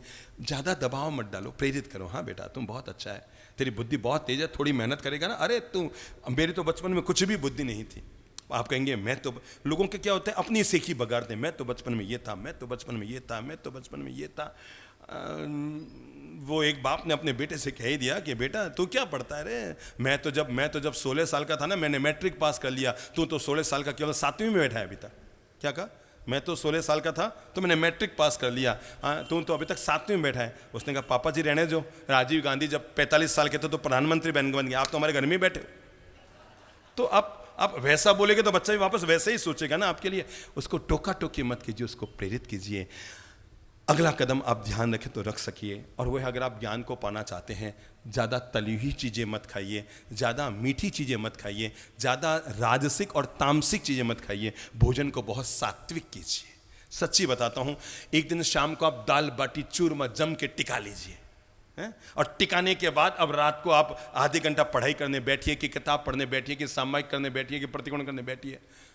कभी झेरियाँ आएगी, कभी डकारें आएगी, कभी मन उछलेगा, कभी ये होगा, कभी वो होगा। और सच्ची कहता हूँ, एक दिन एम्बिल का खाना खा करके शाम को पढ़ने बैठिए, लेकिन बिल्कुल हल्के फुल्के महसूस करें, या एक समय खाना खा लिया, हल्का फुल्का खाना खाइए, भोजन को बहुत सात्विक लीजिए। जब भी पढ़ें, अब अगला कदम, जब भी पढ़ें सहारा लेकर मत बैठिए। स्वामी श्री विवेकानंद कहा करते थे कि व्यक्ति की प्राण ऊर्जा को जागृत करने के लिए, उसे सदा आजीवन यौवन अवस्था को जीने के लिए एक ही मंत्र है कि वो अपना मेरुदंड को हमेशा सीधा रखे। किसको सीधा रखे? अपने मेरुदंड को हमेशा सीधा रखें। जब भी हम अच्छी किताब पढ़ रहे हैं, स्वाध्याय कर रहे हैं, लटक कर ना बैठें, यूं ना बैठें। देखो, जब आप ध्यान में भी बैठते हैं ना, अगर आपने थोड़ी सी कमर झुका ली या थोड़े से यूं लटक गए तो झेरी आने लग जाएगी, माला में झेरी आने लग जाएगी। पर आप सीधी कमर बैठे हैं, गर्दन सीधी है, ना कोई झेरी आएगी, ना कोई प्रमाद आएगा, ना कोई निद्रा आएगी। सावधान मुद्रा में जब आप बैठकर स्वाध्याय करेंगे, आप बिल्कुल एकाग्रचित्त होकर पढ़ सकते हैं। देखो, जब आप लेट जाते हैं ना, शरीर में प्रमाद या नींद कैसे आएगी, और बिना नींद लिए भी हम कैसे लेटे रह सकते हैं। जब आप लेट जाते हैं तो हम सबसे पहला काम क्या करते हैं? कमर को ढीला छोड़ते हैं और अपने दोनों पाँव के अंगूठों को यूं फैला देते हैं ना। आज आप प्रयोग करना, दोनों अंगूठों और एडी को आप चिपका के रखना, 4 नींद की गोलियां खा लेना, आपको नींद नहीं आएगी। जब आप सो जाओ, लेट जाओ, लेटने के बाद एडी और दोनों अंगूठों को, पाँव के, इनको आपस में चिपका के रखना। आप लाख कोशिश करेंगे, नींद ना आएगी, क्योंकि वो लेटे हुए की गई सावधान मुद्रा है। ऐसे ही अगर हम स्वाध्याय करने के लिए जब भी बैठें, अपनी कमर को अगर हम सीधा करके बैठेंगे तो हमें तंद्रा, हमें आलस्य, हमें नींद, हमें झपकियाँ, ये सब नहीं आएगी। मनोयोग पूर्वक हम पढ़ पाएंगे। आदत डाल सके तो जरूर डालें अपने दिमाग को तेजस्वी रखने के लिए, और वह सूर्योदय से पहले जरूर जग जाया करें।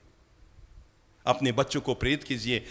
आपको पता है, अभी किसी बड़े बुजुर्ग को मैं खड़ा कर दूं ना, वो बचपन में पढ़े हुए पहाड़े सुना देंगे, है ना? होंगे ना आप में कई लोग जो बचपन में पहाड़े पढ़े हुए हैं, 3री 4थी क्लास में जब आप 8-9 साल के थे तब के पहाड़े आप सुना देंगे। और अब के बच्चों की हालत ये है कि अगर वो MBA में है, पिछले साल की बातें उसको पूछेंगे, वो नहीं बता पाएगा, पिछले 2 साल पहले की किताब में नहीं पढ़ा पाएगा, क्योंकि अब वो रात भर जग कर पढ़ता है। आगे पाठ पीछे सपाट। क्या होता है? आगे पाठ और पीछे सपाट, आगे बढ़ता और पीछे खाली होता रहता है। रात को आप 8 घंटे पढ़ते हैं, इसके बजाय सुबह अगर आप 1 घंटा भी पढ़ेंगे तो आपके लिए लाभकारी हो सकता है। एक काम और करें, और वह है दिमाग को तेजस्वी रखने के लिए 8 साल से लेकर 80 साल तक कोई भी व्यक्ति क्यों न हो, भ्रामरी प्राणायाम का प्रयोग रोज जरूर कर ले। दिमाग को तरोताजा रखने के लिए, भीतर के प्रमाद को हटाने के लिए, दिमाग के भीतर छाई हुई किसी भी प्रकार की तनाव, चिंता, टेंशन से बाहर निकलने के लिए, अवसाद से बाहर निकलने के लिए प्रयोग कर सकते हैं, और वो है भ्रामरी प्राणायाम। चलो प्रयोग करते हैं। कमर सीधी करो। बहुत सरल प्रयोग है, आप घर जाकर अपने बच्चों को सिखा दीजिएगा, और यह प्रयोग उनके लिए बेहद लाभकारी रहेगा। हमारे मस्तिष्क में जो हमारे ज्ञान तंतु सोए रहते हैं, कोई भी सामान्य व्यक्ति अपने मस्तिष्क का केवल 3 से 4% भाग ही उपयोग कर पाता है। बाकी 96% मस्तिष्क बेकारी हमारे साथ रहता है और हाथ से निकल जाता है। कितना %? 3 से 4%। सामान्य इंसान तो 1-2% ही यूज करता है। थोड़ा बुद्धिमान आदमी 3 से 4% अपने दिमाग का उपयोग कर पाता है। बाकी लोगों का मस्तिष्क लगभग या तो सोया का सोया रह जाता है या उसका उपयोग नहीं हो पाता है। आइंस्टीन साहब के लिए कहा जाता है कि उनके जब निधन हुआ और जब उनके मस्तिष्क का पोस्टमार्टम किया गया तो पता लगा कि उन्होंने लगभग अपना 9 से 10% दिमाग सक्रिय कर लिया था। मतलब उनका भी 90% दिमाग तो उपयोग हो ही नहीं पाया था। इतना बड़ा हमारे पास दिमाग है जिसका केवल 2-3% भाग हम उपयोग करते हैं। पर अगर हम रोज 10 बार, 12 बार, 15 बार इसका हम प्रयोग कर लेंगे, जिसका नाम भ्रामरी प्राणायाम है, तो यह हमारे मस्तिष्क के सोए हुए ज्ञान तंतुओं को जगा देगा। और भ्रामरी प्राणायाम के प्रयोग के लिए नंबर 1 2 तरह की विधि होती है। मैं सरल विधि आपको बता देता हूं। नंबर 1, तीनों अंगुलियों को कहां लाइए? हथेली पर, अंगूठे से इसको लॉक कर दीजिए। अब एक अंगुली खुली है, 3 अंगुलियां हथेली पर आ गई, अंगूठे से लॉक हो गया, एक अंगुली खुली है। और प्रयोग हम पहले आप देख लें, फिर इसका अपन प्रैक्टिकल प्रयोग करते हैं। और देखना ये है, अंगुली अंदर मुड़ी है, अंगूठा उस पर आ गया है। कान में ज़्यादा दबाव देकर नहीं, हल्का सा कान में डालनी है अंगुली, ज़्यादा दबाव देकर नहीं डालनी है, हल्का सा, जिससे बाहर का शोरगुल हमारे कान में न आए, बाहर की आवाज़ हमारे कान में न आए। और उसके बाद होठ बंद रहेंगे, जीभ अचल रहेगी। समझ लीजिए, होठ बंद रहेंगे, जीभ अचल रहेगी। और उस जिह्वा से, अचल जिह्वा से फिर हमें ओमकार की ध्वनि उठानी है। मैं पहले करता हूं, आप उसे देख लें। फिर अपन 11 बार अब यहां प्रयोग करते हैं। और प्रयोग करने के लिए अपन अंगुली लॉक होगी, नीचे आएगी, अंगूठे से लॉक होगी, कान में अपन अंगुली हौले से, दोनों हाथ पूरे खुले रहे, पहले देख लीजिए एक बार। कान में अपन अंगुली डालेंगे, दबाव ज़्यादा नहीं देना है, ज़्यादा दबाव देने से वो काम नहीं होगा जो हमें करना है। हल्के हाथ से अंगुलियां अंदर डालेंगे ताकि बाहर की आवाज़ कोई ना आए। और उसके बाद होठ बंद करके, जीभ अचल रख के ओम की अनुगूंज।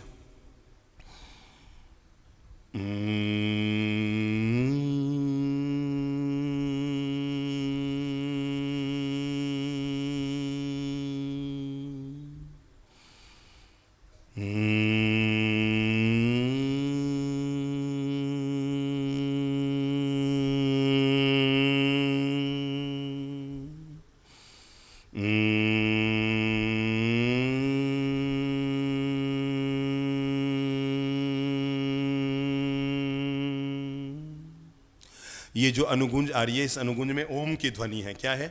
ओम की ध्वनि नाभि से उठानी है, हृदय तक आएगी, कंठ द्वार से मस्तिष्क में जो कोशिकाएं हैं, आप अभी प्रयोग करेंगे आपको एहसास होगा। मस्तिष्क में जो कोशिकाएं हैं, आप अगर 11 बार भी तीव्र स्वर के साथ ये ओम की ध्वनि करेंगे, जिसमें होठ बंद रहेंगे, ये ध्वनि सीधी दिमाग में जाएगी। और 11 बार भी आपको लगेगा जैसे दिमाग थोड़ा सा अच्छा हल्का हल्का लग रहा है और दिमाग की कोशिकाएं खुल रही है। चलिए प्रयोग कीजिए। चश्मा हो तो गोद में डाल दीजिए, तीनों अंगुलियां बंद, अंगूठे से लॉक कीजिए, अंगुली को कान में डालें और ओमकार की ध्वनि।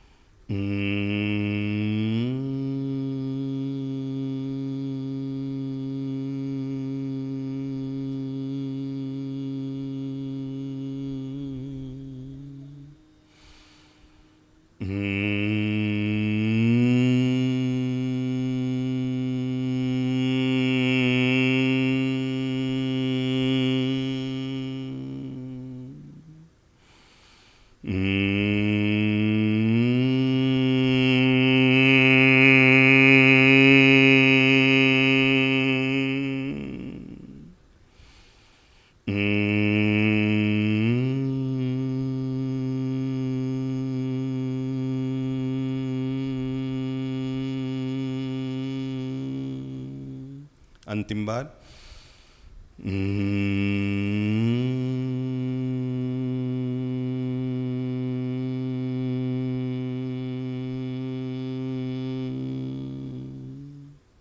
हाथ सीधे कर लें। इसका नाम है भ्रामरी प्राणायाम, भौरे की तरह भीतर में होने वाली अनुगूंज। ये ओम के साथ हमारी जो अनुगूंज निकलती है, ये हमारे मस्तिष्क की सोई हुई कोशिकाओं को जागृत करती है। दो चार खाने पीने की चीज़ें और एक दो दवाई भी कागज़ पेन हो तो नोट कर लें। नंबर 1, आप बड़ी उम्र में भी इसे ले सकते हैं और बच्चों को तो आराम से दे सकते हैं, जो हमारे दिमागों को तेजस्वी करती है। Number 1 Brahmi, number 2 Shankhpushpi. ये आयुर्वेद की 2 दवाइयाँ हैं जो हमारे चित्त में एकाग्रता लाती है, मन को शांत भी करती है, दिमागों को तेजस्वी भी करती है, दिमागों को एकाग्र भी करती है और दिमाग के सोए हुए ज्ञान तंतु ज्ञान सेल्स को उसे जागृत भी करती है। नंबर 1 ब्राह्मी और नंबर 2 शंखपुष्पी। ये दोनों आयुर्वेद के सिरप आते हैं, आप प्रेम से अपने घर पर ला सकते हैं और जब ज़रूरत पड़े, खुद को लगे थोड़ा तनाव हो रहा है, थोड़ा भारीपन हो रहा है, थोड़ा सिर में वो हो रहा है, बच्चों के परीक्षा का समय आ रहा है या उससे पहले भी रोज़ 2 चम्मच, शरबत जैसा स्वाद होता है, आप प्रेम से इनको दे सकते हैं। खाने पीने में हम कई चीज़ों का प्रयोग करें, जैसे मुलहटी, नाम सुना है ना आपने? आयुर्वेद का इसे रत्न कहा जाता है। दिमाग के लिए और शरीर में शक्ति को बढ़ाने के लिए सबसे ज़्यादा जो रामबाण दवा का काम करती है उसका नाम है मुलहटी। क्या नाम है? मुलहटी। मारवाड़ में इसको मरेटी कहते हैं। छोटे छोटे लकड़ी के टुकड़े आते हैं ना, देखे ना आप सभी ने, दोनों तरफ से पीले पीले होते हैं। बाजार से पिसी हुई न लाएं, घर पर लाकर कूट लें और कूट कर वो जो मैदे की चलनी या आटे की चलनी होती है ना, उससे छान लें या पतले कपड़े से, सूती कपड़े से छान लें और उसका जो पाउडर है रोज आधा चम्मच। 100 बीमारियों के लिए एक दवा का काम जो मुलहटी करती है वो हमारे दिमाग के विकास में महत्वपूर्ण भूमिका अदा करती है। फलों में हम जामुन का प्रयोग कर लें, नारियल का प्रयोग करें, लीची, आम, सेब, संतरा, टमाटर, ये सब वो चीज़ें हैं जिनका हम अपने शरीर में अगर सेवन करते हैं, बुढ़ापे में भी हमारे दिमागों को सक्रिय रखने में महत्वपूर्ण भूमिका अदा कर सकती है। एक बात और ध्यान रखें, अपने दिमाग को आयु के हिसाब से न बांधें। ये न कहें मुझे याद नहीं होता, मुझे याद नहीं होता। इसकी भी प्रक्रिया बता देता हूँ। अगर किसी भी व्यक्ति को आज भी अगर प्रतिक्रमण याद करना शुरू करना है, भले ही वो 50 साल का है, 60 साल का है, 70 साल का है, 80 साल का भी क्यों नहीं है, कोई दिक्कत नहीं है। शरीर बूढ़ा होता है, आदमी का दिमाग कभी बूढ़ा नहीं होता है। तो आप आराम से अभी भी किसी भी चीज़ को याद करना चाहें तो आराम से याद कर सकते हैं। जब आप याद करें, जैसे समझिए लोगस्य का पाठ है, आपको इसको याद करना है तो याद करने की प्रक्रिया ऐसा नहीं कि आप देखकर पूरा बोल रहे हैं, ऐसे याद नहीं होगा। क्रमशः 3-3 शब्दों को हमें पकड़ना पड़ेगा। चूंकि थोड़ी उम्र ज़्यादा हो गई तो हो सकता है थोड़ा प्रयास और करना पड़े। बचपन में तो दिमाग इतना सक्रिय हो सकता है, इतना सक्रिय हो सकता है। संबोधि धाम है ना जोधपुर में, वहाँ पर संबोधि ध्यान योग शिविर होते हैं, अपन यहाँ भी करेंगे। पर मैं आपको बताऊँ, संबोधि धाम में ऐसे कई बच्चे केवल संबोधि साधना विधि और ध्यान विधि से तैयार हो गए हैं, जो आंख पर पट्टी बांधकर किताब पढ़ सकते हैं। भले 3 साड़ियाँ उनके पूरी आंख पर बांध दो, पूरा काला कपड़ा उनकी आंख पर बांध दो, वो पूरा आराम से पंडाल में चल लेंगे, आदमी का चेहरा देखकर नाम बता देंगे, किताब पढ़ लेंगे, डॉलर है कि नोट है बिल्कुल बता देंगे, हाथ में 1000 का नोट दो, 2000 का नोट दो, 1 सेकंड में बताएंगे ये 1000 का नोट है, 2000 का नोट है। बच्चों की प्रज्ञा जल्दी जागृत हो जाती है। ध्यान और योग के प्रयोग से उनकी प्रज्ञा को जागृत किया जाता है। संबोधि धाम से जुड़े हुए बच्चे हैं जो आराम से किताब आंख पर पट्टी बांधकर पढ़ सकते हैं। बस उसने ध्यान का प्रयोग किया संबोधि धाम में आकर के, और इसी ध्यान के प्रयोग ने उसके मस्तिष्क की सोई हुई प्रज्ञा को जागृत किया, जिसे हम हमारी सदियों से भारतीय संस्कृति कहती रही तीसरा नेत्र। कौन सी आंख? तीसरी आंख। इस आंख का नाम होता है प्रज्ञा की आंख। कौन सी आंख? प्रज्ञा की है वो आंख होती है जिससे आदमी ध्यान के प्रयोग करके अगर जगा लेता है तो आदमी बिना आंखों को खोले दुनिया को पढ़ने की ताकत हासिल कर लेता है। एक छोटा सा प्रयोग और कर सकते हैं, और वो है रोज़ सुबह सुबह जब आप भ्रामरी प्राणायाम करें तो दोनों कान को उल्टे यूं थोड़ा यूं यूं मसल लिया करें। क्या? सीधे हाथ से उल्टा कान। ये मत सोचो दूसरे आपके कान पकड़ रहे हैं, खुद को सुधारने के लिए खुद को कान पकड़ना पड़ेगा, ठीक है ना? और यूं यूं यूं यूं 1 मिनट तक इसकी मालिश कर लिया करें। आप पाएंगे ये मालिश आपके दिमाग को तरोताज़ा रखेगी।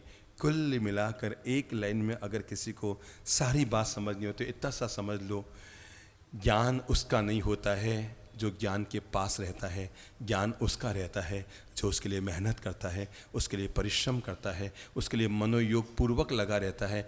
केवल ज्ञानी के पास रहने से आदमी ज्ञान हासिल नहीं करना।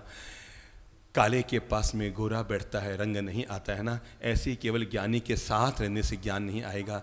जब तक हमारे भीतर ज्ञान की जिज्ञासा पैदा नहीं होगी, उत्सुकता पैदा नहीं होगी, एकाग्रता पैदा नहीं होगी, मनोयोग जब तक हमारा तैयार नहीं होगा, तब तक सुनी हुई बात, पढ़ी हुई बात, सीखी हुई बात हमारे दिलो दिमाग में नहीं रह पाएगी।